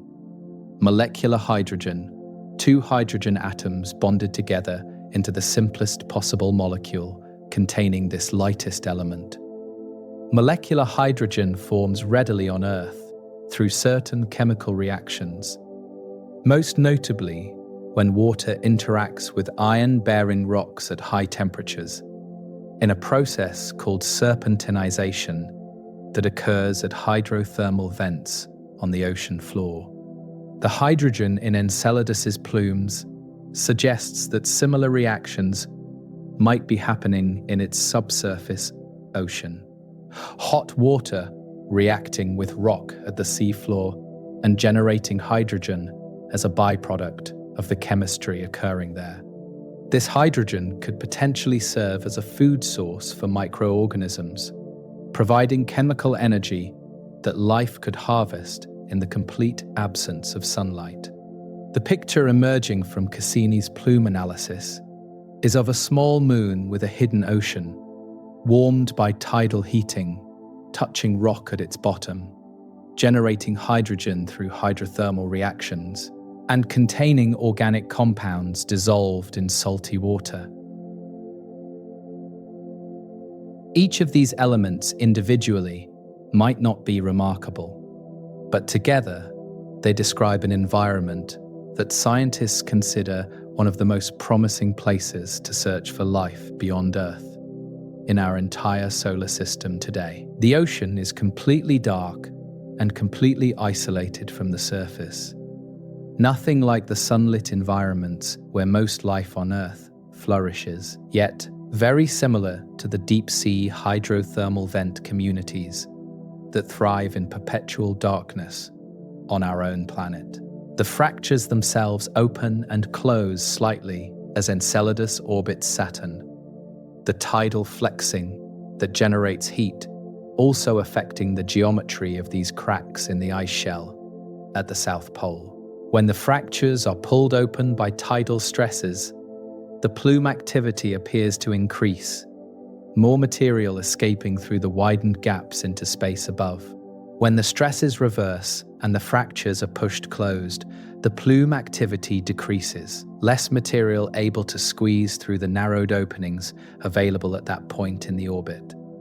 This correlation between orbital position and plume activity confirms that the fractures are mechanically connected to the tidal forces driving the whole system. Everything linked together in a geophysical dance with Saturn's gravity. The ice along the fracture edges shows evidence of repeated opening and closing over time. Layers of material deposited during active periods alternating with evidence of compression during quieter intervals between eruptions. The walls of the tiger stripes are complex structures, not simple cracks, but rather zones of deformation where ice has been pushed, pulled, fractured, healed, and refractured many times over the history of this activity. Standing at the edge of one of these fractures would be terrifying and spectacular in equal measure. A chasm dozens of meters wide, leading down into darkness. Vapor hissing upward continuously into the black sky. Walls of fractured ice rising on either side, showing the scars of countless past cycles of activity. The material escaping through the plumes does not simply dissipate into empty space, but rather contributes to a much larger structure extending across the entire Saturn system. A diffuse ring of particles, called the E-ring, that wraps around Saturn at the orbital distance of Enceladus. This ring is composed almost entirely of ice particles originating from Enceladus's south polar plumes. Material that escaped the moon's weak gravity and spread into an enormous torus encircling the planet along the moon's orbital path. The E-ring is the most extensive of Saturn's rings, stretching from the orbit of Mimas inside to beyond the orbit of Titan outside, all of it fed continuously by the eruptions happening on tiny Enceladus at its center. The particles in the E-ring gradually spread outward and inward from Enceladus's orbit, some eventually raining down onto other moons and coating their surfaces with a fresh layer of water ice from Enceladus's interior ocean far away. This coating process means that material from Enceladus's subsurface environment ends up distributed across multiple moons throughout the Saturn system, connecting them all through this ongoing transport of ice particles launched from the south polar plumes. The system works like a cosmic fountain, Enceladus spraying material into space that then spreads and settles across a vast region, bringing a piece of one moon's hidden ocean to the surfaces of its distant neighbors, orbiting the same planet. The tiger stripes and their plumes represent a window into Enceladus's interior that would be impossibly difficult to access any other way, given current technology available for space exploration. Drilling through tens of kilometers of ice to reach a subsurface ocean remains far beyond current engineering capabilities, requiring power and equipment impossible to deliver with existing launch vehicles and spacecraft systems. But the plumes deliver samples of that hidden ocean to space for free, material that merely needs to be collected and analyzed by a spacecraft flying through the erupting jets above the fractures. Future missions designed specifically to study these plumes in detail could learn far more about the subsurface environment than Cassini was able to discover with instruments designed before the plumes were even known to exist. The subsurface ocean of Enceladus exists in complete darkness, far beneath the frozen surface where the tiger stripes crack open to release material into space above the south polar region. No sunlight reaches this hidden sea, which lies perhaps 30 to 40 kilometers below the surface, under a thick shell of water ice that insulates it from the cold vacuum beyond. The ocean is probably global, extending beneath the entire surface of the Moon, rather than being confined to a small region, based on measurements of how Enceladus wobbles slightly as it rotates during its journey around Saturn. This wobble, called libration, is larger than expected for a solid moon, suggesting that the surface is decoupled from the interior by a liquid layer that allows the ice shell to rock slightly relative to the rocky core far below. The ocean depth remains uncertain, but estimates based on gravity measurements and plume composition suggest it may be as deep as 10 kilometers in places, a substantial volume of liquid water beneath the ice. For comparison, Earth's deepest ocean point is about 11 kilometers down, so Enceladus's ocean may approach similar depths despite the Moon being less than 4% of Earth's diameter in size. The total volume of liquid water hidden within this small moon exceeds the volume of all Earth's freshwater lakes and rivers combined, a remarkable amount stored within a world that appears completely frozen from the outside view. The ocean is salty, about 1% salinity, based on plume analysis, roughly 1/3 as salty as Earth's oceans, and similar to certain terrestrial lakes and seas. The temperature of this ocean probably varies from top to bottom. Coldest near the ice shell above where it approaches the freezing point of salty water, and warmest near the rocky bottom where heat enters from below. The warmth at the seafloor almost certainly comes from hydrothermal activity. Places where hot water circulates through rock and emerges into the ocean, carrying dissolved minerals and chemicals from the interior. The molecular hydrogen detected in the plumes provides strong evidence for such hydrothermal activity, as this gas forms most readily when water reaches several hundred degrees Celsius while interacting with iron-bearing rocks in the absence of oxygen. The seafloor of Enceladus may host hydrothermal vents similar to those found on Earth's ocean floor, though operating at lower temperatures given the Moon's smaller size and lower interior heat. On Earth, hydrothermal vents support thriving ecosystems completely independent of sunlight, communities of organisms that derive all their energy from the chemical reactions occurring where hot water meets cold ocean. Tube worms, giant clams, exotic bacteria, and numerous other creatures cluster around these vents, feeding ultimately on the chemical energy released when hydrogen sulfide and other vent chemicals react with oxygen dissolved in the surrounding water. No sunlight reaches these communities, and no photosynthesis occurs. Yet life flourishes in abundance wherever the hot, mineral-rich water emerges from the seafloor into the cold, dark ocean above. These ecosystems demonstrate that life can exist without any direct connection to stellar energy, surviving on planetary chemistry alone. The relevance to Enceladus is obvious. If Earth hosts life at hydrothermal vents in complete darkness, then Enceladus might potentially host similar life at its own hydrothermal vents in a similarly dark and isolated environment, far from the sun.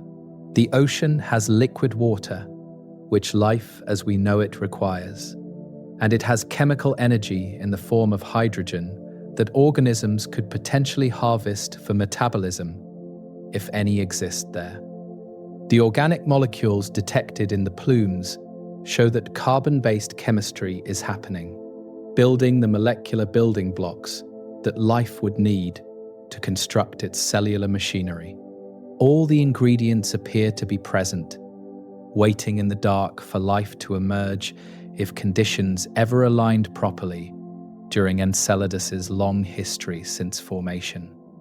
Whether life actually exists on Enceladus remains completely unknown, a question that cannot be answered without returning to this moon with instruments specifically designed to search for biological signatures in the plume material.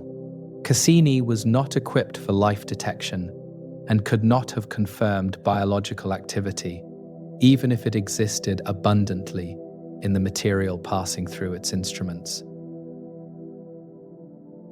Future missions will need to carry more sophisticated tools, equipment designed to detect the specific molecular patterns that would indicate biological processes, distinguishing them from purely chemical reactions. Such missions are being planned and proposed by space agencies, recognizing Enceladus as one of the most promising targets for astrobiology in the solar system. The journey from the warm seafloor to the south polar fractures, where material escapes into space, involves water traveling upward through the ocean, and then somehow reaching channels in the ice shell that connect to the tiger stripes far above.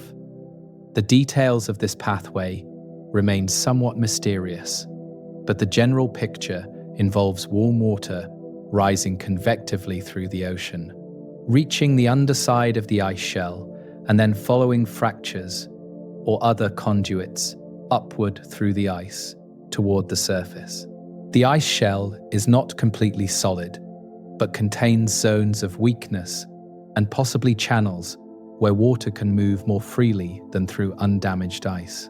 The tiger stripes themselves extend downward into this zone, connecting the surface fractures to the underlying plumbing that delivers ocean water to the jets. The pressure at the base of the ice shell keeps water liquid at temperatures somewhat below what would be required at the surface, where the vacuum of space would cause any exposed liquid to boil explosively into vapor, almost instantly. As water rises through channels toward the surface, the pressure drops, and some of it flashes to vapor, providing the driving force that accelerates material upward through the fractures and out into space. The ice particles in the plumes form when some of this vapor freezes immediately upon encountering the near vacuum above the surface. Tiny crystals nucleating and growing from the sudden cold of exposure to space. The process is somewhat analogous to geysers on Earth, though the physics differs in important details owing to the different conditions present. The seafloor of Enceladus probably consists of rocky material similar in composition to rocky asteroids and the rocky cores of other icy moons throughout the outer solar system. This rock has been altered by contact with warm water over billions of years, minerals dissolving and reprecipitating, new mineral assemblages forming through chemical reactions with the circulating hydrothermal fluids passing through continuously.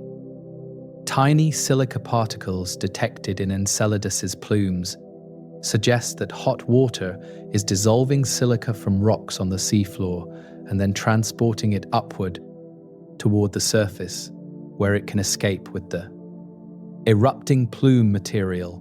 The size of these particles indicates water temperatures of at least 90 degrees Celsius and possibly much higher at the sites where the dissolution occurs. The boundary where ocean meets rock is the most geologically and potentially biologically active zone in the entire Enceladus system, the place where energy and nutrients concentrate and circulate in ways that could support complex chemistry or even life.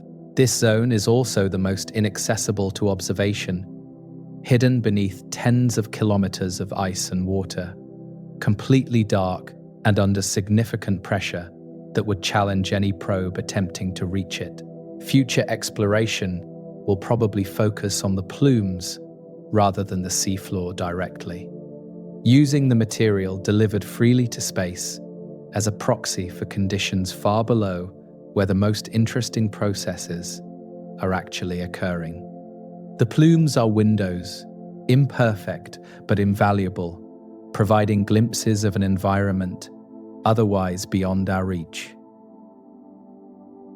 The circulation of water through the ocean may follow complex patterns driven by differences in temperature and salinity that create density variations, causing water to rise in some places and sink in others. Near the South Pole, where the ice shell is thinnest and the tiger stripes provide pathways to space, warm water may upwell from the deep ocean toward the fractures above where escape becomes possible.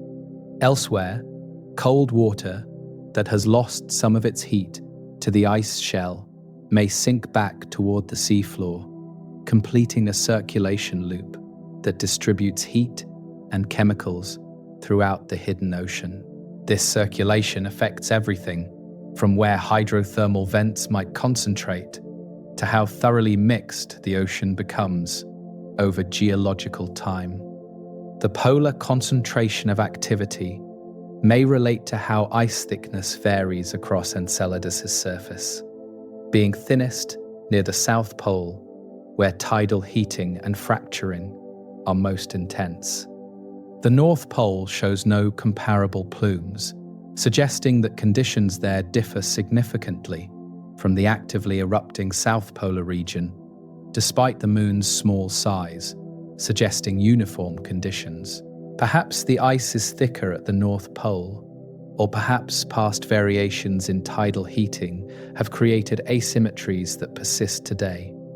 Or perhaps some other factor we do not yet understand explains why only one pole erupts. This asymmetry remains a puzzle that future observations and modeling will hopefully resolve. Enceladus orbits Saturn inside the densest part of the E-ring that it creates through its continuous eruptions, swimming through a diffuse cloud of its own material as it circles the giant planet.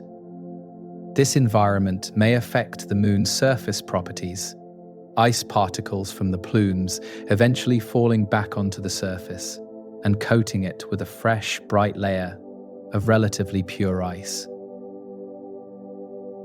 The surface of Enceladus is extraordinarily bright, reflecting nearly 100% of the sunlight that strikes it, making this moon one of the most reflective objects in the entire solar system known to astronomers.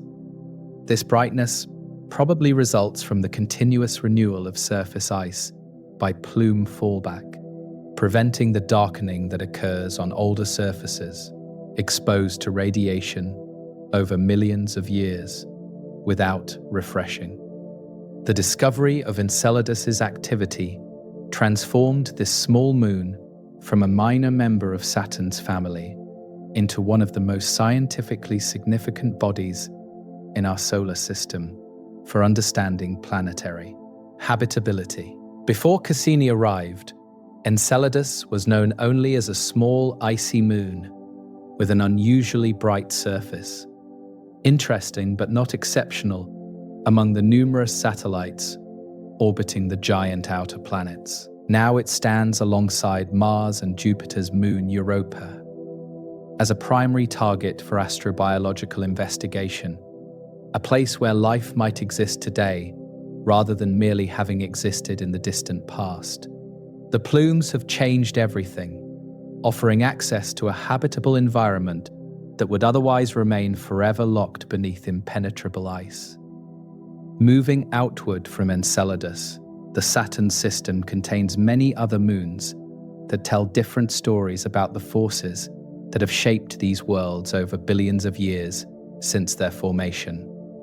Some moons bear the scars of catastrophic violence, impacts so powerful they nearly shattered the worlds they struck, leaving marks that persist across geological time as permanent records of ancient collisions. Mimas, a small moon only about 400 kilometers in diameter, presents perhaps the most dramatic example of this impact history, dominated by a crater so large it nearly destroyed the moon completely. This crater, named Herschel after the astronomer who discovered Mimas in 1789, measures 130 kilometers across, roughly 1/3 the diameter of the entire moon it occupies. The Herschel crater is so proportionally large that Mimas, viewed from certain angles, resembles the Death Star from the Star Wars films, a resemblance frequently noted and appreciated by those who enjoy seeing familiar shapes in astronomical features. The crater walls rise nearly 5 kilometers above the surrounding surface, steep cliffs of ice that have slumped and terraced over time, but still retain impressive relief. The central peak rises 6 kilometers above the crater floor, taller than any mountain on Earth's surface, measured from base to summit, a frozen monument to the violence that created this enormous depression. The entire feature dominates the hemisphere where it sits, visible even from great distances as a circular interruption in the otherwise roughly spherical shape of this small icy moon. The impact that created Herschel crater came close to shattering Mimas completely into fragments that would have dispersed into space and eventually formed a new ring around Saturn, or perhaps reaccumulated into a smaller body over time.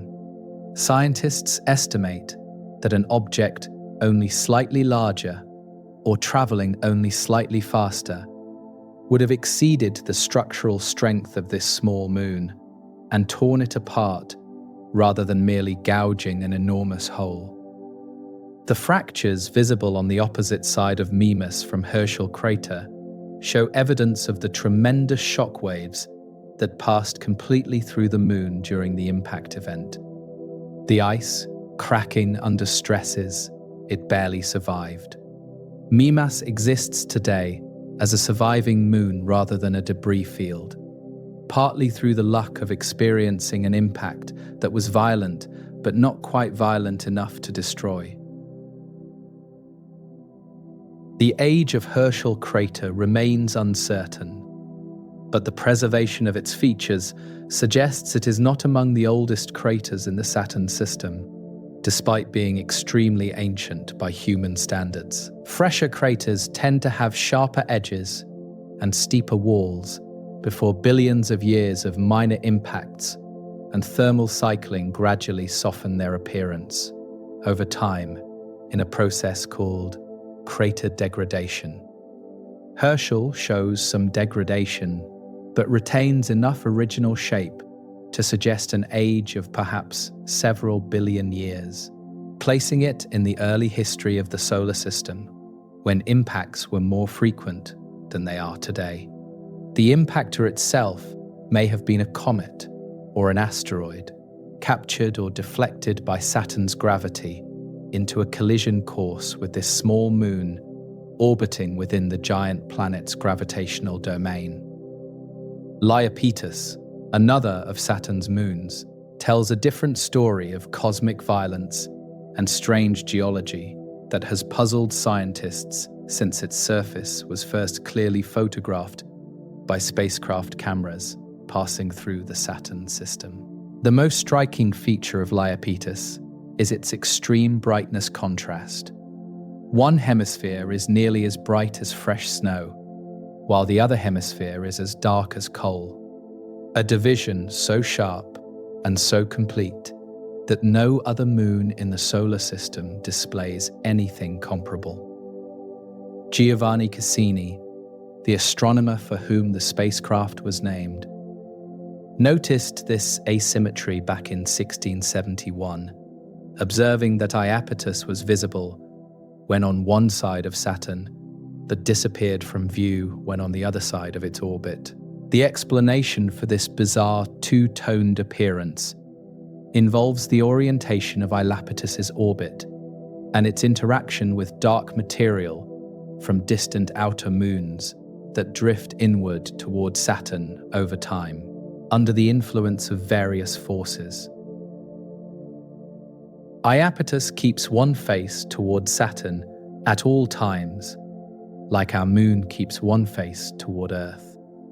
And this means one hemisphere always leads as the moon orbits, while the other hemisphere always trails behind.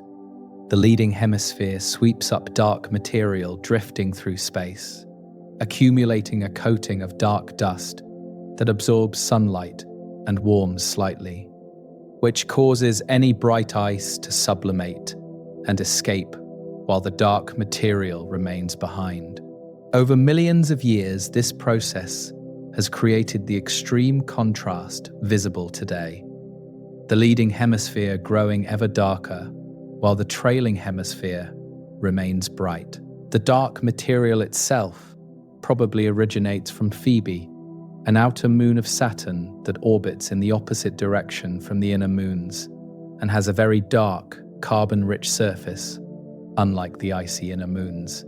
Phoebe is constantly losing material to space through micrometeorite bombardment and other processes. And this material spirals slowly inward towards Saturn, where Iapetus happens to orbit and sweep up a portion of it continuously. The connection between these two moons, separated by millions of kilometers, demonstrates how objects in a planetary system can interact indirectly through shared material, distant processes affecting local conditions in ways that might not be obvious without careful investigation. Beyond the color dichotomy, Iapetus possesses another feature that has no parallel anywhere else in the solar system: an enormous ridge running along its equator that reaches heights of up to 20 kilometers in places, taller than any mountain range on Earth measured from the surrounding terrain. This equatorial ridge extends for roughly 1,300 kilometers around the moon. Following the equator with remarkable precision, as if someone had placed a belt around the middle of this world during its formation. The ridge includes individual peaks and segments separated by gaps, not a continuous wall, but rather a chain of elevated terrain following the geometric equator around the entire circumference of the leading hemisphere. The origin of this equatorial ridge remains one of the enduring mysteries of planetary science, with several hypotheses proposed but none fully accepted by the scientific community as the definitive explanation.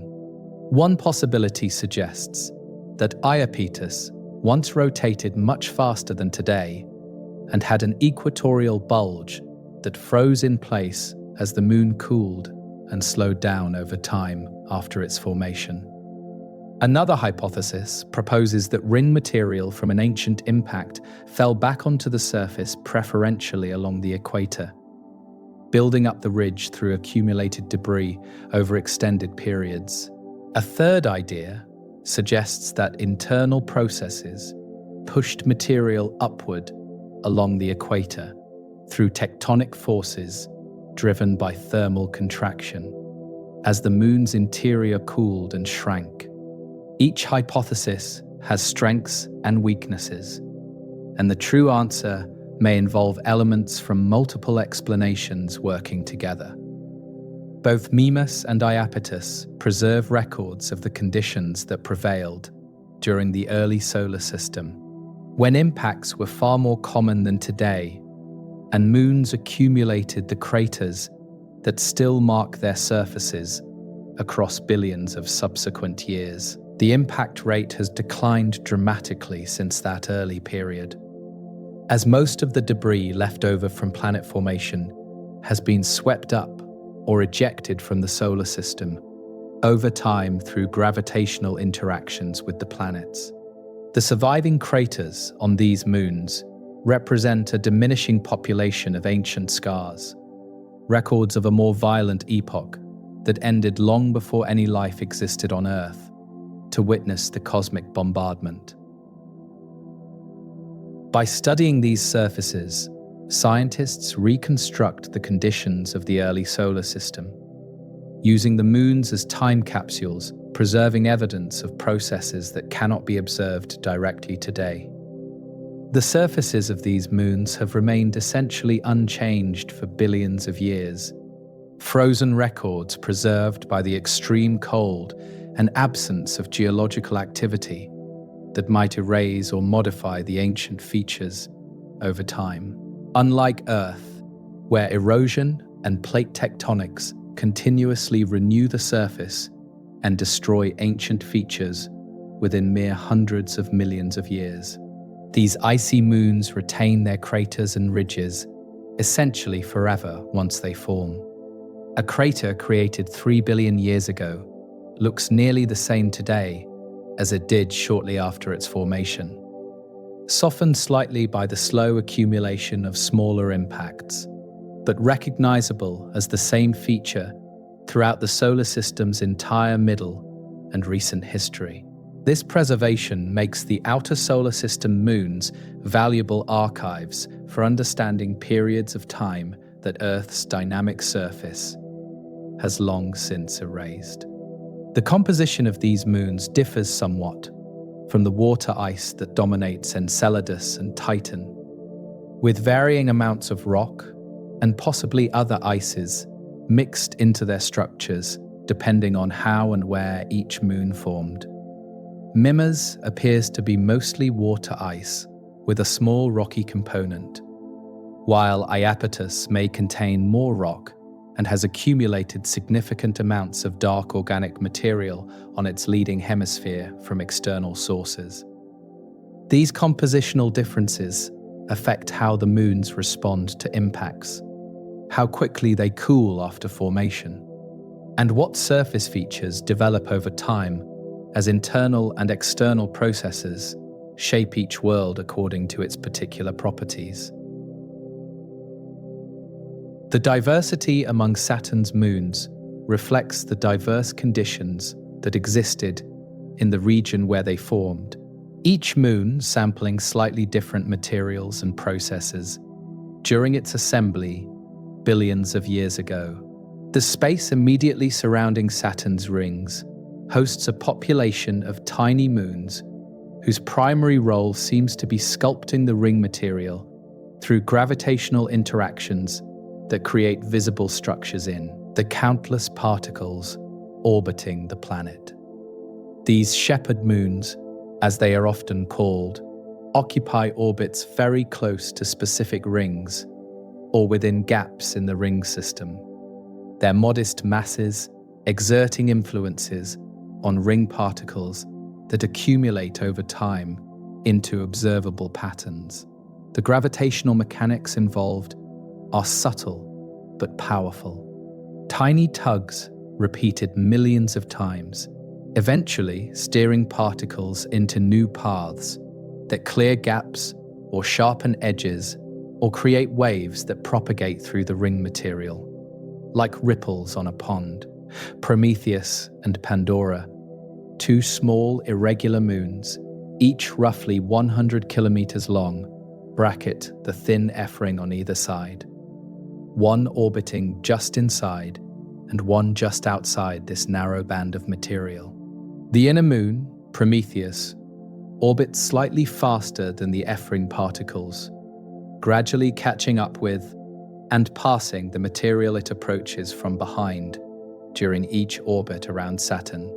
As it passes, its gravity pulls on the nearest particles, tugging them outward toward its own orbit and creating streamers and channels in the ring material that can be traced for thousands of kilometers behind the moon's passage.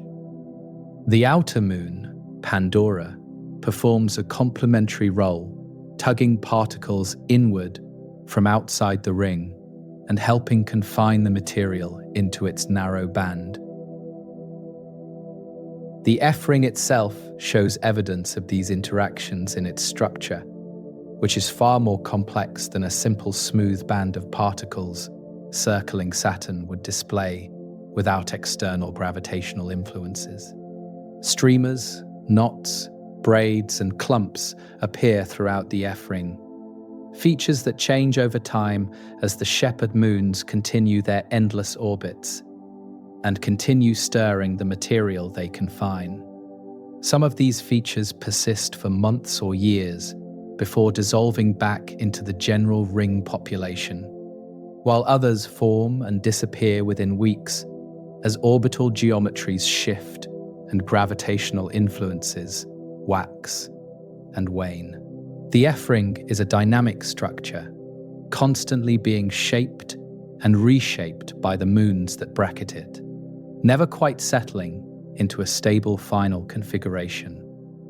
Within the main ring system, gaps appear where small moons have cleared their orbital paths by gravitationally ejecting any particles that venture too close to their circular tracks around Saturn. The most famous of these embedded moons is Pan, a tiny walnut-shaped object only about 35 kilometers across that occupies the Encke gap, a clear space within the otherwise continuous A-ring. Pan has orbited within this gap for so long that it has completely cleared the region, leaving a dark lane visible in images where ring particles cannot survive without being deflected by the moon's gravity. The gap edges show wave patterns where Pan's gravity disturbs particles just outside the cleared zone, creating ripples that propagate outward through the ring material. Another embedded moon, Daphnis, orbits within the narrow Aquila gap and creates even more dramatic wave patterns because the gap is barely wider than the moon itself, leaving very little room for particles to orbit without encountering gravitational disturbance. Images of Daphnis passing through the Keeler Gap show vertical waves in the ring material, particles being pushed up and down perpendicular to the ring plane as the moon's gravity affects particles on either side of its path. These waves cast shadows on the ring's surface below when lighting conditions align properly, revealing the three-dimensional nature of the disturbance in what is usually considered a flat, two-dimensional disk. Daphnis itself is only about 8 kilometers across, yet its influence extends far beyond its tiny size through the accumulated effect of countless orbital passages. The shapes of these tiny moons often reflect their intimate relationship with the ring material they interact with throughout their endless circuits around Saturn near the rings. Pan, Atlas, and several other small inner moons display prominent equatorial ridges that give them their distinctive walnut or flying saucer shapes, so different from the roughly spherical forms expected for objects large enough for gravity to pull them round. These ridges, probably formed through the accumulation of ring particles onto the moon's equators, material gradually building up over millions of years as the moons swept through the ring plane during each orbit. The process continues today, though at rates too slow to observe directly, the moons slowly growing by accreting the material they also shepherd. The gravitational mechanics that allow tiny moons to create and maintain gaps in rings involve orbital resonances and momentum transfer that operate continuously wherever ring particles approach the embedded or nearby moons closely enough for interaction. When a ring particle approaches a moon, it experiences a gravitational tug that changes its velocity slightly, nudging it onto a new orbit different from its original path around Saturn. If these nudges consistently push particles away from the moon's orbit, a gap gradually opens as particles are cleared from the region, the process continuing until the gap reaches a width determined by the moon's mass and orbital properties. The same physics explains why Prometheus and Pandora can confine the F-ring. Particles pushed inward by the outer shepherd are pushed back out by the inner shepherd, trapped between two gravitational boundaries. The ring particles themselves range from dust-sized grains to house-sized chunks of water ice, all orbiting Saturn independently, while collectively creating the magnificent ring system visible through even small telescopes on Earth. These particles collide with each other constantly, bouncing off each other in slow-motion impacts that gradually spread the rings and would eventually dissipate them entirely without the confining influence of shepherd moons and orbital resonances. The collisions also grind particles down over time, large chunks becoming medium chunks becoming small, grains becoming dust in an ongoing cascade of fragmentation that has continued since the rings formed. How long this has been going on remains uncertain. The rings might be billions of years old, or merely hundreds of millions, their age one of the major outstanding questions about the Saturn system. The propeller features discovered by Cassini added another layer of complexity to our understanding of ring-moon interactions, revealing the presence of moonlets too small to clear complete gaps, but large enough to create visible disturbances. These propellers appear as pairs of dark and bright streaks flanking an invisible central moonlet. The pattern, created by the gravitational disturbance the moonlet produces as it orbits within the dense ring material. The moonlets themselves may be only about 100 meters to a kilometer across, far too small to resolve in Cassini's images, but large enough for their gravitational influence to be clearly visible. Thousands of propeller features exist within the A-ring, each marking the location of a small object, intermediate in size, between ring particles and named moons. The relationship between moons and rings extends beyond the shepherd interactions. to include resonances, where moons orbiting outside the main rings influence ring structure through periodic gravitational tugs that accumulate over many orbits. The sharp outer edge of the B ring, for example, is maintained by an orbital resonance with the moon Mimas, which orbits far outside the ring system, but tugs on B ring particles twice during each Mimas orbit in a pattern that clears particles from beyond a certain distance. These resonances create the distinct boundaries between different ring regions, explaining why Saturn's rings have sharp edges rather than fuzzy boundaries that gradually fade into surrounding space.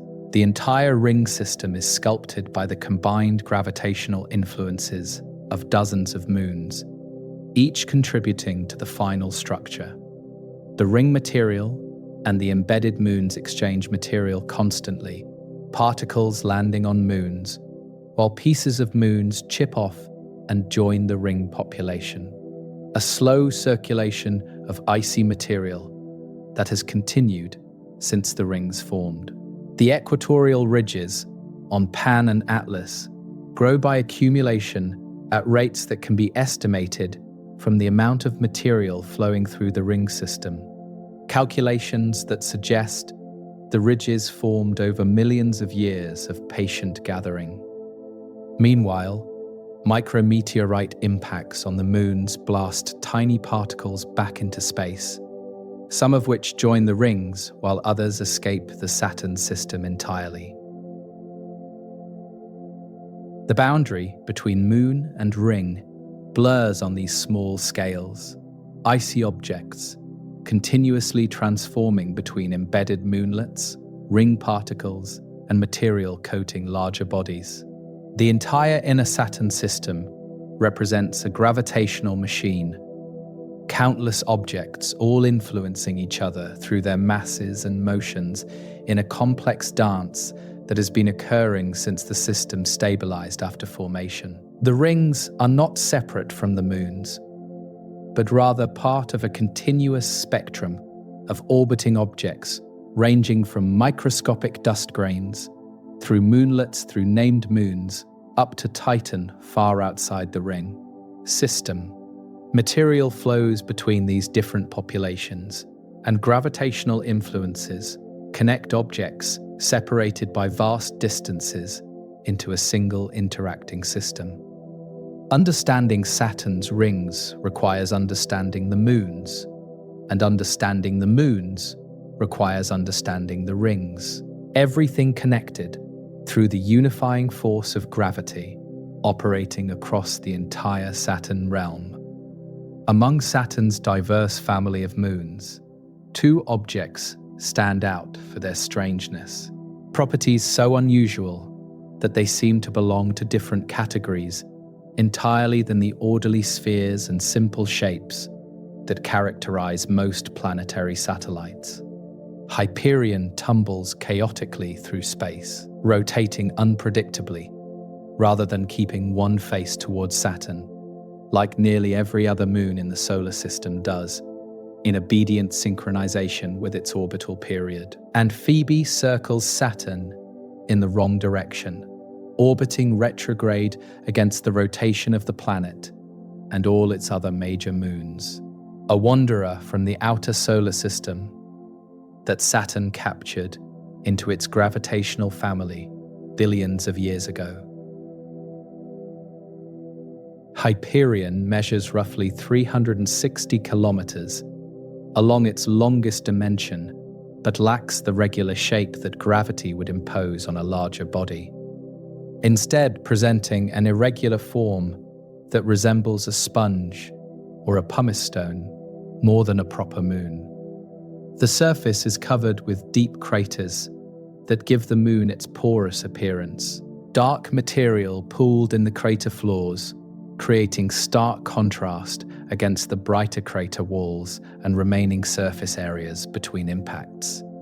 The overall density of Hyperion is remarkably low, only about half the density of water ice, suggesting that the interior contains enormous amounts of empty space rather than solid material throughout. This moon may be more empty than solid, a rubble pile of fragments loosely bound together by weak gravity, rather than a single coherent body formed through accretion during the early solar system. The chaotic rotation of Hyperion makes it unique among known moons in the solar system, a tumbling motion that changes unpredictably rather than settling into a stable pattern that repeats with each orbit like every other moon displays. Most moons become tidally locked to their parent planets over millions of years, their rotation periods matching their orbital periods, so that one face always points toward the planet they circle. Hyperion experiences the same tidal forces, but cannot lock into a stable rotation, because its irregular shape and low density cause complex gravitational interactions with Saturn that prevent equilibrium from ever being reached. The moon tumbles through space with rotation axis and rotation rate both changing over timescales of days to weeks, never repeating the same orientation twice in exactly the same way. The dark material coating Hyperion's crater floors probably consists of organic compounds similar to the complex carbon-based molecules found throughout the outer solar system on various icy bodies and in the composition of comets. This material may have accumulated from external sources over billions of years. Debris from impacts or material swept up from the dust-filled regions of the outer Saturn system, settling preferentially in topographic lows. The organic chemistry implied by this dark material connects Hyperion to the broader question of how carbon compounds are distributed throughout the solar system, and what role they might play in any potential prebiotic chemistry. Even this strange tumbling moon contributes to our understanding of cosmic chemistry, adding one more data point to the growing picture of organic molecules everywhere in the cold outer reaches of our planetary neighborhood. Phoebe represents an entirely different kind of strangeness, a moon that almost certainly did not form alongside Saturn, but instead wandered in from the outer solar system and became gravitationally captured at some point in the distant past. The evidence for this capture origin includes Phoebe's retrograde orbit, which carries it around Saturn in the opposite direction from the planet's rotation, and from all the regular moons that formed in Saturn's original circumplanetary disk. Objects forming from that disk would naturally orbit in the same direction as the disk rotated, matching Saturn's spin. But captured objects could arrive from any direction and end up in retrograde orbits, if that happens to be how the capture geometry worked out. Phoebe's composition also supports the capture hypothesis, revealing materials consistent with objects from the Kuiper belt, rather than with the icy moons that formed alongside Saturn in the inner part of its satellite system. The surface contains water ice, carbon dioxide, and organic compounds arranged in patterns that suggest Phoebe has remained relatively unprocessed since the early solar system, preserving primitive materials from that ancient era. The density of Phoebe is higher than most of Saturn's icy moons, suggesting more rock and less ice in its composition. Again, consistent with an origin in the colder outer solar system, where ice compositions differ from the warmer inner regions. Everything about Phoebe points toward a wanderer origin, an immigrant from the Kuiper belt that Saturn captured and adopted into its satellite family. The connection between Phoebe and Iapetus mentioned earlier demonstrates how this captured moon affects objects throughout the Saturn system, despite its distant retrograde orbit, far from the main family of regular satellites.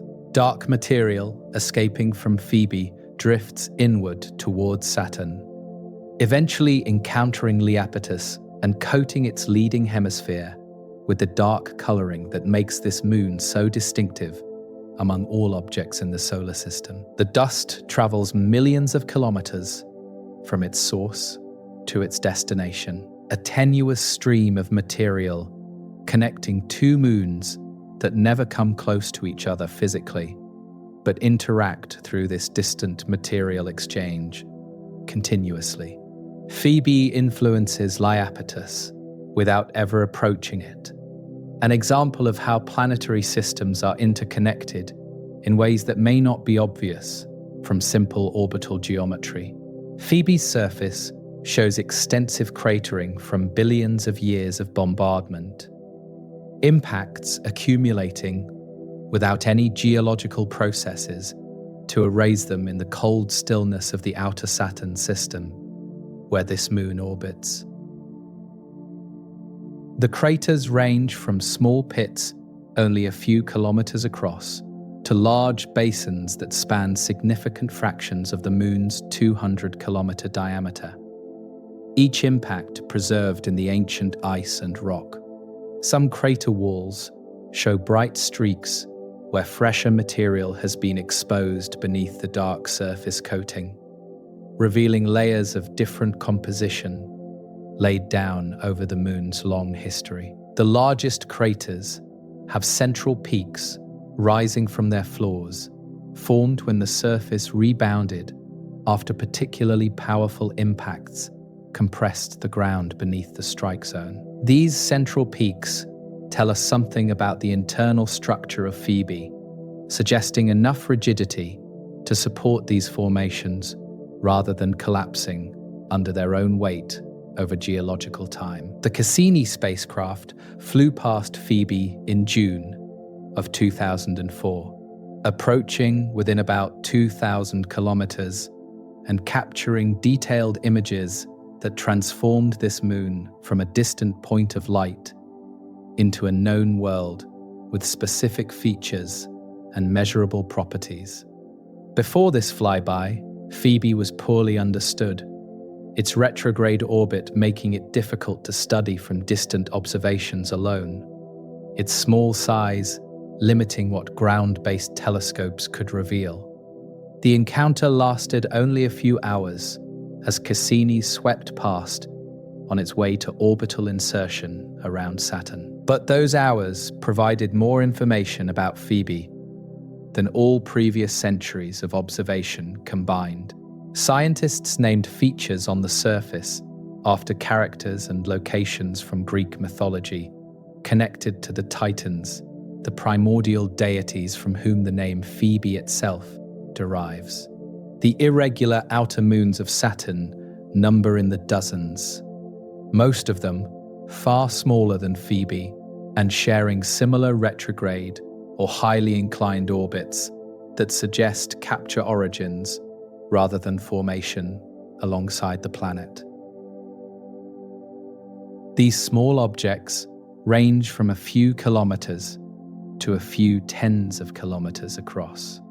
Too small for spacecraft to study in detail during the Cassini mission, but detected through patient observation from both Earth and orbit around Saturn. They may represent fragments of larger captured objects that broke apart after arriving in Saturn's gravitational influence. Or they may have been captured individually over the billions of years that Saturn has been sweeping through its region of the solar system. Each of these irregular moons adds to the picture of Saturn as a collector, a massive world that gathers objects from passing populations and keeps them in its extended gravitational family. Hyperion and Phoebe together demonstrate that planetary satellite systems are not simple, orderly arrangements of objects formed from the same disk of material that created the planet itself in the early solar system. Instead, these systems are dynamic environments where objects can be captured from elsewhere, where strange shapes and chaotic rotations can persist for billions of years, where connections exist between widely separated bodies through streams of material invisible to casual observation. The oddities teach us as much as the regular moons do, perhaps more, because they show us what happens at the edges of normal behavior and normal origins. Saturn's family includes adopted members alongside those born in place, each with stories to tell about how planetary systems assemble and evolve over cosmic time. The tumbling motion of Hyperion would create a strange experience for any hypothetical observer on its surface, with the Sun and Saturn appearing to move through the sky in unpredictable patterns rather than rising and setting in regular cycles. Some locations would experience days of continuous sunlight, followed by days of darkness, in no particular rhythm, the rotation axis itself changing orientation so that even the concept of north and south becomes meaningless on this chaotic world. The low gravity would make standing difficult and walking nearly impossible, each step sending an explorer drifting away from the porous surface for minutes at a time, before gently settling back down. This is a place where none of our usual intuitions about how worlds behave would apply. A genuinely alien environment, even by the standards of the outer solar system. Phoebe's darkness against the black sky of deep space makes it nearly invisible, except when illuminated by distant sunlight. A cold and lonely world, far from the warmth that Saturn provides to its closer moons through tidal heating. The surface temperature hovers around 75 Kelvin, roughly -198 degrees Celsius, cold enough that any gases would freeze solid instantly and remain frozen for billions of years. At this temperature, ice behaves like rock on Earth, hard and unyielding, while carbon dioxide forms crystalline frosts that coat the surface alongside the organic compounds that give Phoebe its dark coloring. The materials here have remained essentially unchanged since the early solar system, a deep freeze that preserves conditions from 4.5 billion years ago for scientists to study today. The orbit of Phoebe carries it far beyond the other major moons, taking about 550 Earth days to complete a single circuit around Saturn at an average distance of nearly 13 million kilometers. From this distant vantage point, Saturn itself appears much smaller in Phoebe's sky than our moon appears from Earth. A tiny disk with visible rings, but none of the detail visible from closer satellites. The other moons orbit far inside Phoebe's path, their positions changing night after night as they race around Saturn in their much shorter orbital periods, while Phoebe slowly progresses through its distant retrograde journey. This isolated orbit reinforces the sense that Phoebe does not really belong here, that it remains a visitor from the outer solar system even after billions of years in Saturn's gravitational care. These two strange moons remind us that the solar system contains surprises even in familiar territory. Worlds that refuse to behave according to the patterns we observe elsewhere, and origins that point toward histories more complex than simple formation stories would suggest. Hyperion tumbles through space in its chaotic rotation, a spongy, irregular body that defies the neat categories we create for planetary objects and their expected behaviors. Phoebe circles in the wrong direction, carrying materials from the Kuiper belt into the Saturn system and distributing dark organic compounds to moons it never approaches physically. Together they expand our understanding of what moons can be and where they can come from, adding richness to the already diverse family orbiting this ringed giant planet. The exploration of these oddities continues, even though the Cassini mission has ended, with scientists analyzing data gathered during the spacecraft's 13 years in the Saturn system and developing theories to explain what was observed. Future missions may return to study Phoebe's composition in greater detail, sampling the primitive materials preserved there since the dawn of the solar system, when the planets were still forming from the original cloud of gas and dust.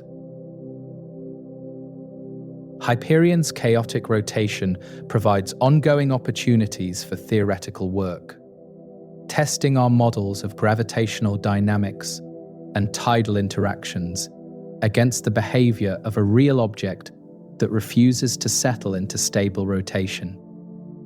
These strange moons will continue to teach us new things as we develop better instruments and more sophisticated analysis techniques to extract meaning from the data we already have. The history of discovering Saturn's moons stretches back centuries, long before spacecraft carried cameras to the outer solar system, to an era when patient observers with improving telescopes gradually revealed the family of worlds orbiting this distant planet. The story of Saturn's moons begins in the year 1655, when a Dutch astronomer named Christian Huygens pointed a telescope he had built himself toward the ringed planet and noticed a bright point of light accompanying it through the sky. Night after night, Huygens watched this point shift position relative to Saturn, confirming that it orbited the planet rather than being a distant star that happened to appear nearby by coincidence. He had discovered Titan, the largest of Saturn's moons, and one of the most remarkable worlds in the solar system, though he could not have known at the time just how special this orange-shrouded moon would prove to be.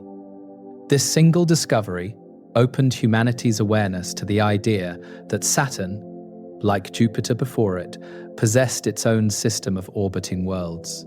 Huygens made his discovery using a telescope of his own design and construction, grinding the lenses himself and building an instrument that could magnify distant objects more clearly than most telescopes available at the time. The skill required to produce such instruments was rare in the 17th century, making telescope makers as important to astronomy as the observers who used their creations to study the heavens. Huygens gave Titan the simple designation of Saturn's moon, since at the time it was the only one known and no naming system had been established for satellites beyond Earth's own lunar companion. The elaborate names we use today would come much later, applied by later generations of astronomers who needed to distinguish among the growing family of discovered worlds.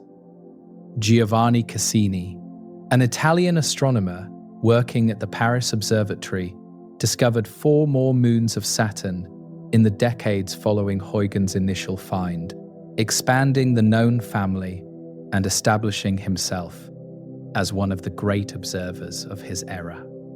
In 1671, Cassini found Iapetus, the moon with its dramatic contrast between bright and dark hemispheres that would puzzle astronomers for centuries, until spacecraft revealed the dust connection with distant Phoebe. The following year brought the discovery of Rhea, Saturn's second largest moon, an icy world covered in impact craters that tell the story of the bombardment era that shaped the early solar system. Cassini continued observing, and in 1684 added both Dione and Tethys to the known satellites, moons that would later reveal themselves to be geologically interesting worlds with their own complex histories. The techniques available to these early observers seem remarkably limited compared to modern astronomical methods, relying entirely on visual observation through relatively small telescopes with optical qualities far inferior to even amateur instruments available today. Clear nights were precious opportunities that could not be wasted. Each hour of darkness potentially offering new discoveries if the observer was skilled and patient and lucky enough to look in the right direction at the right moment. Notes were kept by hand in journals that recorded positions and brightnesses and any unusual features that caught the observer's attention during long nights spent studying the heavens. These astronomers could not photograph what they saw, could not record spectra to determine composition, could not do anything except watch carefully and sketch what they observed and write descriptions that future scientists would use to verify and expand their findings. More than a century passed before the next major discoveries expanded Saturn's known moon family, a gap that reflects both the difficulty of finding smaller, fainter objects and the limitations of telescopes during that intervening period. William Herschel, the German-born British astronomer who had discovered the planet Uranus, turned his attention to Saturn in the 1780s and found two new moons using the large telescopes he had constructed. Mimas and Enceladus joined the known family in 1789. Small, icy worlds that would much later reveal themselves to be among the most interesting objects in the outer solar system. Though Herschel could have had no inkling of the geysers and subsurface oceans that future generations would discover. His telescopes were the finest of their era, and his observational skills were extraordinary, making possible discoveries that had eluded all previous searchers. The 19th century brought additional discoveries as telescopes continued to improve and systematic surveys of the outer planets became more thorough with each passing decade. William Lassell discovered Hyperion in 1848, finding the strange tumbling moon, whose chaotic rotation would not be understood until spacecraft visited centuries later. That same year, another astronomer named William Bond independently discovered Hyperion from Harvard College Observatory, demonstrating how advancing technology was making such discoveries possible for multiple observers working with comparable instruments. Phoebe was not found until 1898, when William Pickering detected this distant retrograde moon in photographic plates, marking one of the first satellite discoveries made through photography rather than direct visual observation. The photographic era transformed moon hunting from a real-time activity requiring exceptional human vision and patience into a systematic process that could capture images for later careful examination under controlled conditions. A photographic plate, exposed over many hours, could accumulate light that the human eye could never perceive in real-time observation, revealing objects far fainter than any that previous generations could have detected. This technology found numerous small outer moons of the gas giants during the early 20th century, adding irregular satellites to the known families of Jupiter, Saturn, Uranus, and Neptune. The pace of discovery accelerated as technology improved, but the most dramatic advances would wait for the space age, when spacecraft could travel to these distant worlds. The Voyager missions of the 1980s provided the first close looks at Saturn's moon system, flying past the planet and its satellites and returning images that transformed points of light into actual worlds with surfaces, features, and individual characteristics. Voyager 1 arrived in November of 1980 and passed close to Titan, though the thick haze prevented direct imaging of the surface and left scientists eager for future missions with different instruments. Voyager 2 followed in August of 1981, adding more observations of the Moon system and discovering several previously unknown small satellites embedded in and near the ring system. These brief flybys could only hint at what more extended study might reveal. But they demonstrated that Saturn's moons were far more diverse and interesting than anyone had imagined before spacecraft actually visited. The Cassini mission represented the culmination of decades of planning and development, a sophisticated spacecraft designed to orbit Saturn for years rather than simply flying past in a matter of hours. Launched in October of 1997, Cassini spent nearly 7 years traveling to Saturn, arriving in June of 2004 and beginning the most detailed study of any outer planet system ever conducted.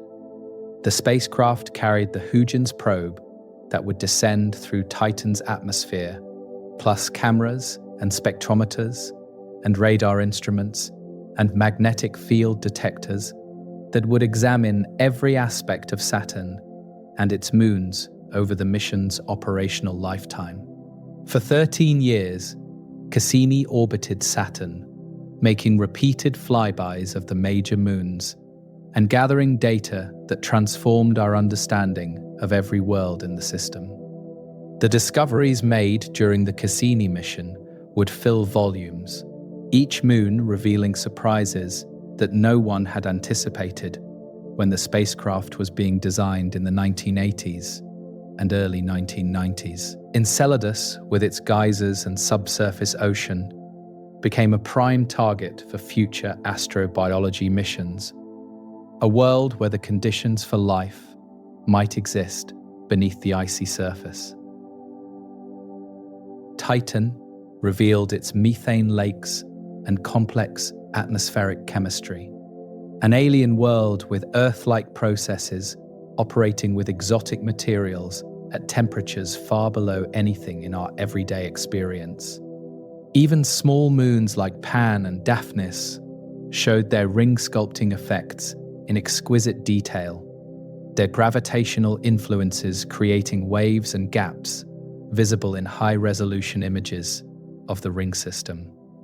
The mission ended deliberately in September of 2017, when controllers directed Cassini to plunge into Saturn's atmosphere rather than risk eventual impact with one of the potentially habitable moons after the spacecraft ran out of maneuvering fuel. This choice protected Enceladus and Titan from any possible contamination by earthly microbes that might have survived the journey despite careful sterilization procedures before launch.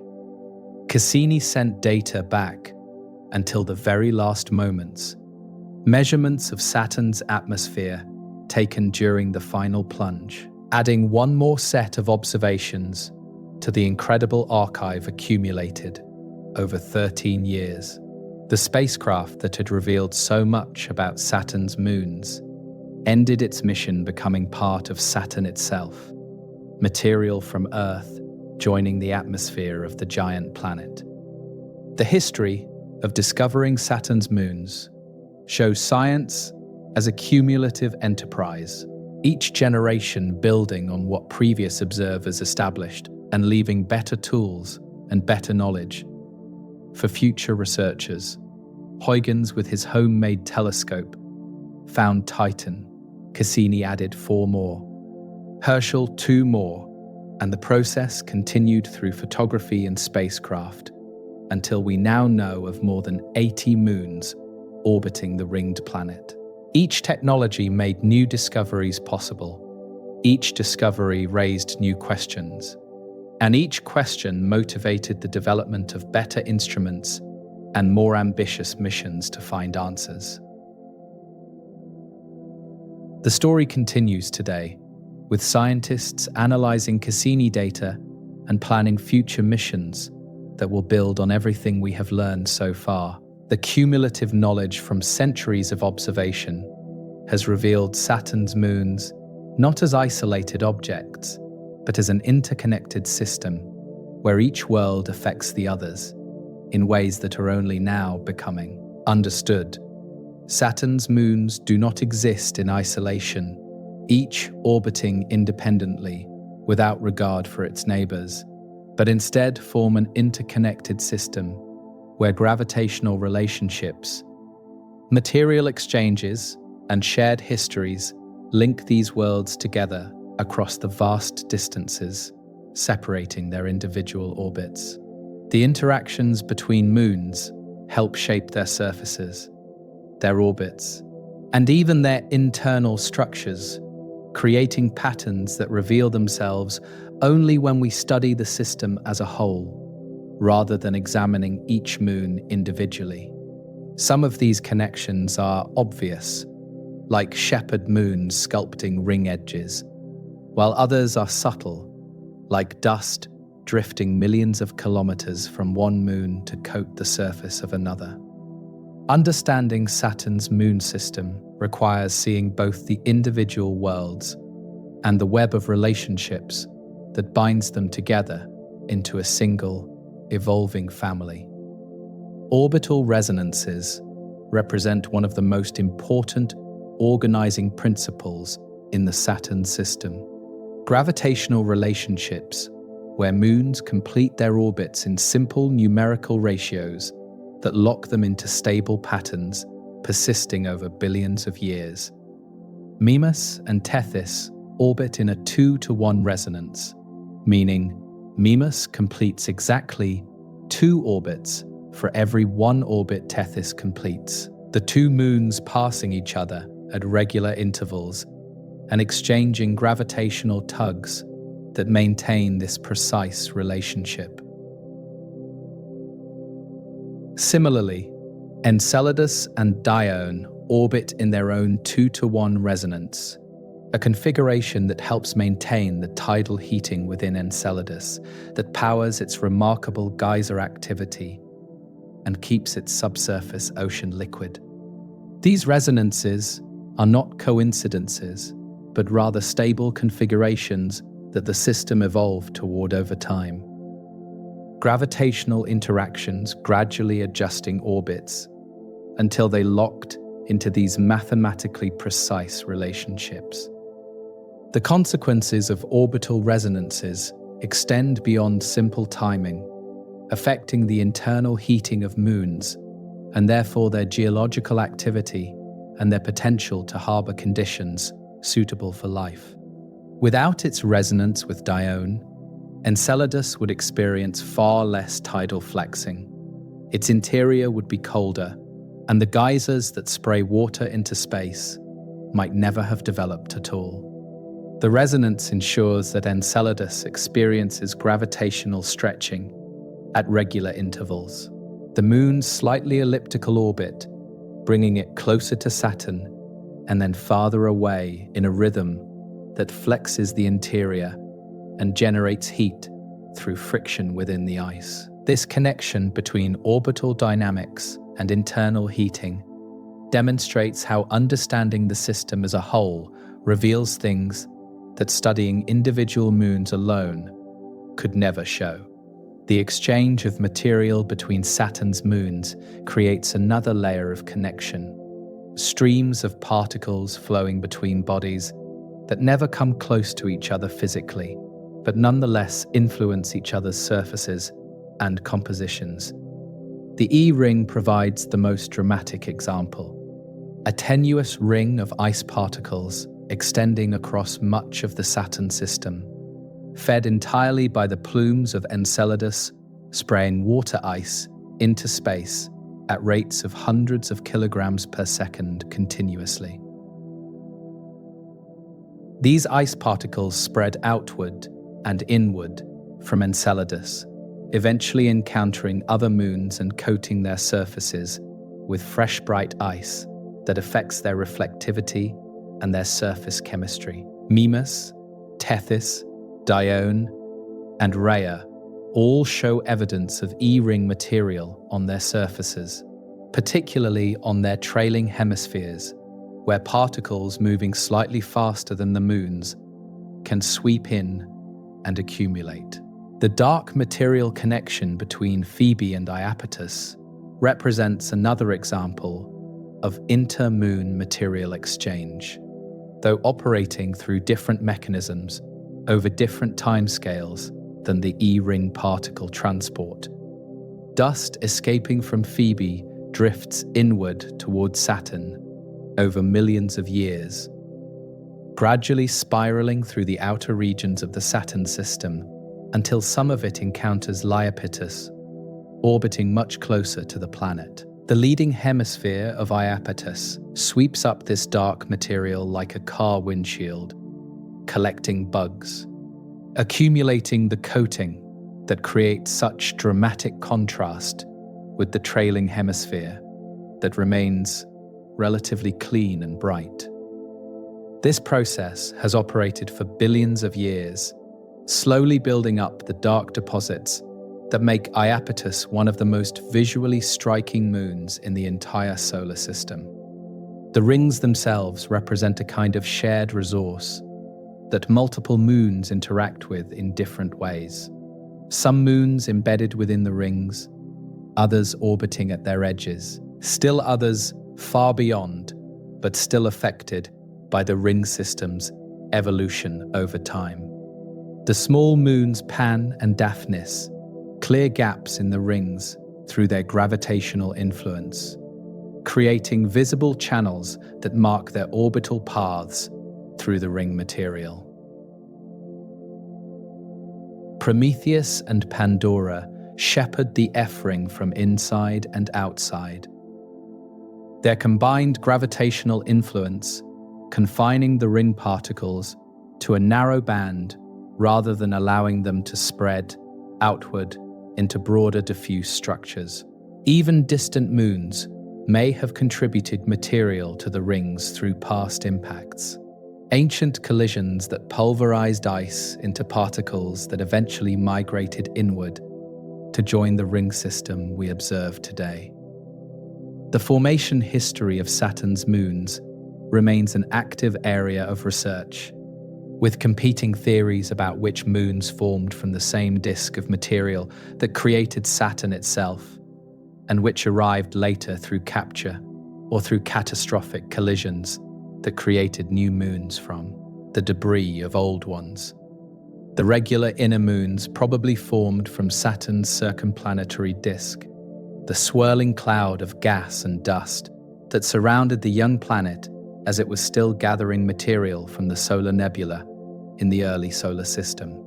Their orderly prograde orbits and their positions near the ring plane support this formation scenario. Each moon condensing from disk material and settling into stable orbits through processes similar to how the planets themselves formed around the young sun. The irregular outer moons like Phoebe almost certainly arrived later through capture, their chaotic orbits and unusual compositions pointing toward origins elsewhere in the solar system. Some of Saturn's moons may have formed, been destroyed, and reformed multiple times over the history of the solar system. Catastrophic impacts shattering older moons into debris that gradually reaggregated into the objects we observe today. Hyperion's low density and spongy structure might indicate that it formed from the debris of a larger moon that was shattered by impact, the fragments coming back together loosely rather than condensing into a solid body. Similar processes might explain the small moons embedded in the rings, objects that form and grow and are eventually destroyed by impacts, only to reform again in an ongoing cycle that has operated for billions of years. The Saturn system we observe today represents just one frame in a very long movie, a snapshot of configurations that have changed dramatically over cosmic time and will continue changing long into the future. The total mass of Saturn's moon system remains concentrated in just one object, with Titan containing more than 95% of all the mass orbiting Saturn in the form of satellites, leaving less than 5% distributed among all the other moons combined. This extreme concentration differs from the Jupiter system, where 4 large moons share the mass more evenly, creating a different dynamical environment and different possibilities for moon-moon interactions over time. If Titan were removed, Saturn's remaining moon system would contain less total mass than Earth's single moon, a surprisingly modest collection given the enormous size of the planet they orbit. Understanding why Saturn ended up with one dominant moon, rather than several comparable ones, remains an open question. Connected to the details of how the circumplanetary disk evolved and how moons formed and migrated within it, the interconnected nature of Saturn's moon system makes it a natural laboratory for studying how planetary satellite systems work in general. The processes, visible at Saturn, presumably operating at other planets and around exoplanets throughout the galaxy, tidal heating, orbital resonances, material exchange, ring-moon interactions, and capture from external sources are universal processes that should occur wherever planets have accumulated families of orbiting satellites. By studying how these processes work at Saturn, where we can observe them in detail through spacecraft missions and continuing analysis of archived data, we learn principles applicable to systems we cannot visit and may never see directly. Saturn's moons teach us not only about themselves, but about the fundamental physics that governs satellite systems everywhere. The future evolution of Saturn's moon system will continue the processes already underway. Tidal interactions gradually changing orbits, resonances forming and breaking as moons migrate, ring material slowly spiraling inward to eventually fall into Saturn's atmosphere. The rings may not be permanent features, some models suggesting they formed recently in solar system history, and will disappear within a few 100 million years as material is lost faster than it is replenished. The moons will continue their slow orbital dances, Enceladus spraying ice into space, Titan's atmosphere evolving as methane is destroyed by sunlight and must be replenished somehow from interior sources. Nothing in this system is static. Everything is changing, though the timescales are so long that human observations capture only frozen moments in processes that unfold over millions and billions of years. The lessons learned from Saturn's moon system have changed how scientists think about worlds throughout the cosmos, from other moons in our solar system to planets orbiting distant stars that we are only beginning to detect and characterize. The exploration of Saturn's moons has transformed our understanding of what worlds can be, expanding the possibilities beyond anything scientists imagined before spacecraft revealed the diversity orbiting this distant ringed planet.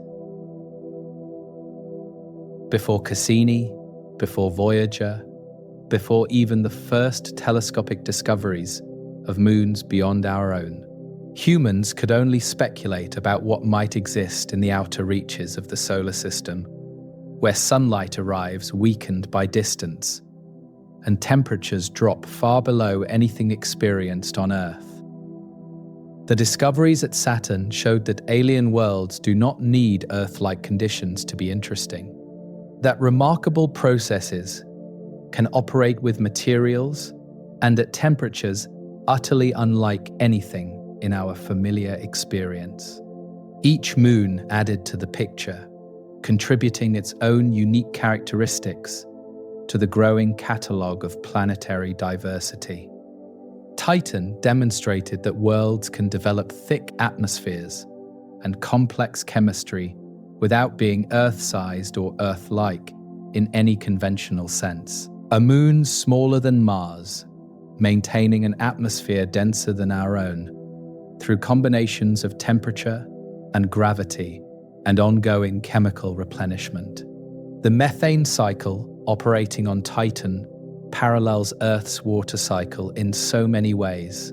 Clouds forming, rain falling, rivers flowing, lakes accumulating, yet uses completely different materials, operating at temperatures that would freeze all familiar liquids into solid ice. This parallel teaches us that certain processes are more fundamental than the specific materials involved, that fluid dynamics and weather patterns and erosion can occur wherever conditions allow some liquid to exist, regardless of its chemical composition.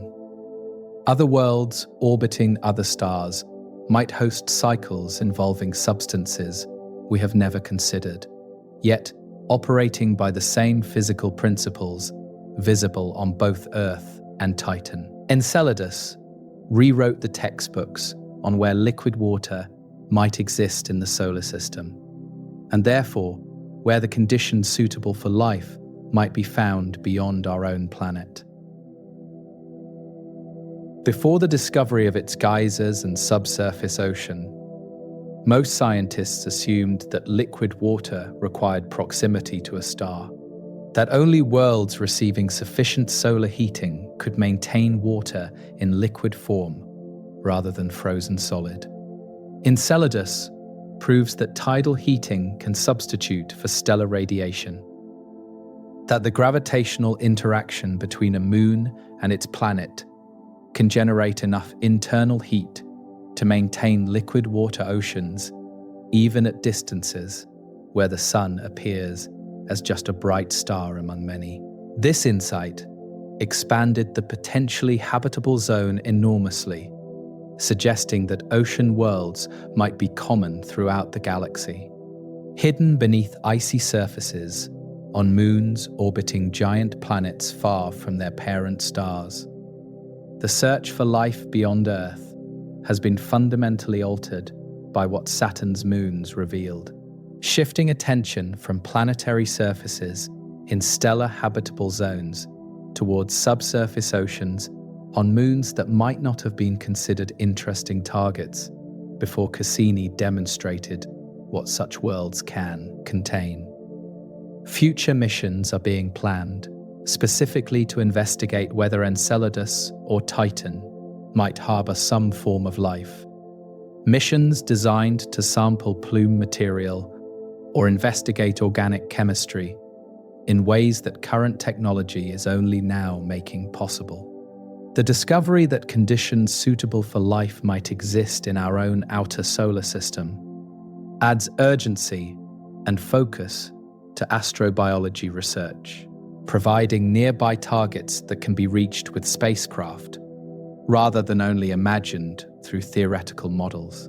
Saturn's moons have moved from curiosities to priority targets in the search for life elsewhere. The ring-moon interactions visible at Saturn have taught scientists how particles and small bodies interact with larger gravitational sources, principles that apply to planet formation around young stars and disk dynamics throughout the universe. The same physics that creates gaps in Saturn's rings when small moons orbit through them operated in the protoplanetary disk that formed our solar system. Young planets clearing paths through gas and dust, just as Pan and Daphnis clear paths through ring particles today. Observing these processes at Saturn, where they can be studied in detail, provides ground truth for theoretical models that must be applied to systems too distant to observe directly with current technology. Every wave pattern in Saturn's rings, every gap cleared by an embedded moonlet, teaches us something applicable to understanding how planetary systems form and evolve throughout the cosmos.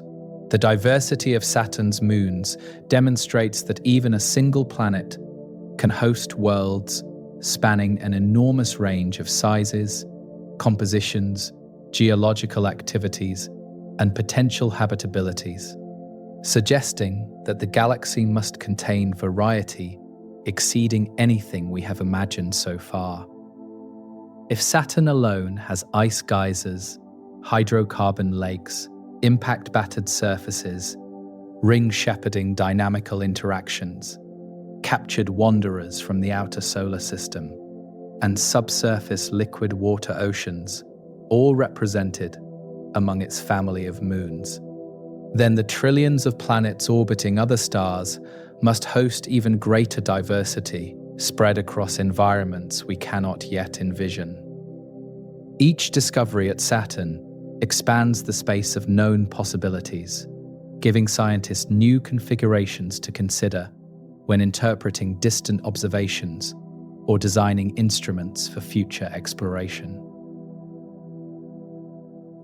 The moons of Saturn serve as a library of possibilities, examples of what nature can create that inform our expectations for worlds we have never seen.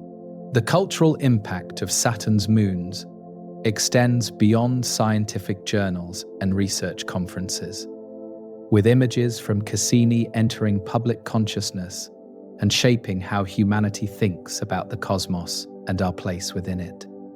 Photographs of Titan's orange haze, Enceladus spraying ice against the black sky, the rings with embedded moons casting shadows, have become iconic representations of the alien beauty available in our own solar system, waiting to be explored. These images inspire curiosity in people who may never read a scientific paper, creating awareness that remarkable worlds exist and that human technology has allowed us to see them in extraordinary detail. The missions to Saturn have not only advanced science, but have enriched human culture, adding new landscapes to our shared imagination of what exists beyond Earth. Future exploration of Saturn's moons will build on everything Cassini revealed, with proposed missions designed to investigate specific questions that emerged from 13 years of orbital observation and analysis. The Dragonfly mission, currently being developed by NASA, will send a rotorcraft to Titan's surface, flying between locations to study the moon's organic chemistry and prebiotic processes in ways that a stationary lander could not accomplish. Proposed missions to Enceladus would fly through the plumes and analyze the ejected material in detail, searching for biosignatures or evidence of the chemical processes that might support life in the subsurface ocean. These future missions will answer some questions, while certainly raising new ones, continuing the cycle of discovery that began when Huygens first noticed a bright point of light following Saturn through the sky. The data already collected during the Cassini mission continues to yield new discoveries as scientists apply new analysis techniques and pursue questions that were not even formulated when the data was originally gathered. Archives of images and spectra and magnetic field measurements contain information that will keep researchers occupied for decades, mining the data for insights that the original mission planners could not have anticipated. Graduate students and senior scientists alike find new projects in this archive, new questions to investigate, new papers to publish, expanding our understanding of Saturn and its moons. The mission ended in 2017, but its scientific productivity continues, a testament to the value of comprehensive data collection during planetary exploration.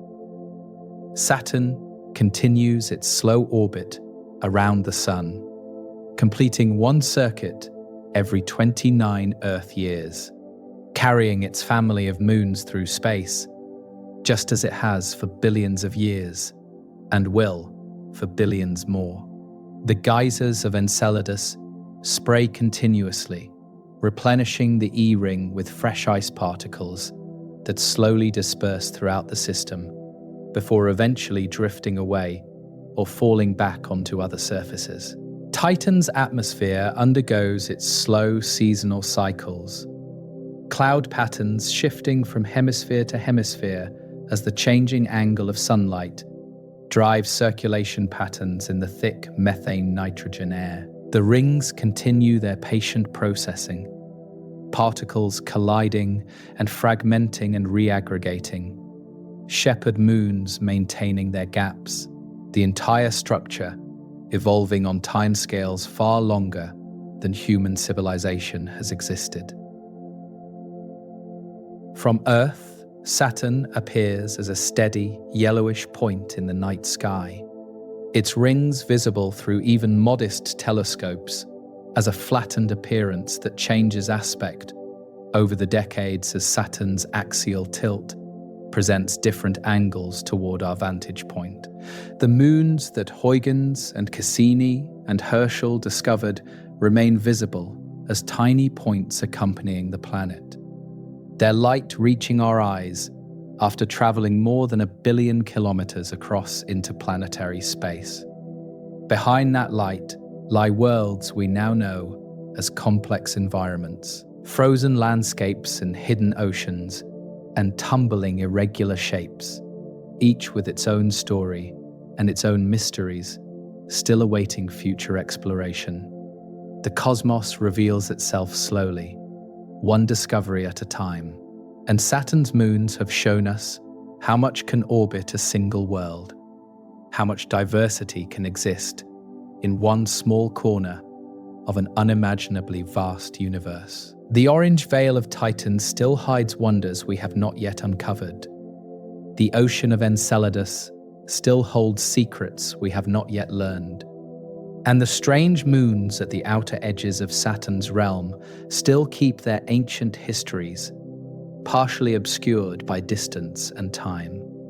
Each answer leads to new questions, each discovery reveals new mysteries, and each mission sets the stage for explorations not yet imagined by scientists who have not yet been born. Saturn and its moons will wait patiently, as they have waited for billions of years, for future generations to continue the journey of understanding that began with a homemade telescope pointed at a ringed planet in 1655. The story of Saturn's moons is not finished, only paused, ready to resume whenever curiosity drives new explorers to look outward and wonder what might be found in the cold, distant reaches of our solar system. Orbiting that ancient and beautiful world adorned with rings of ice and attended by dozens of worlds, each remarkable in its own way.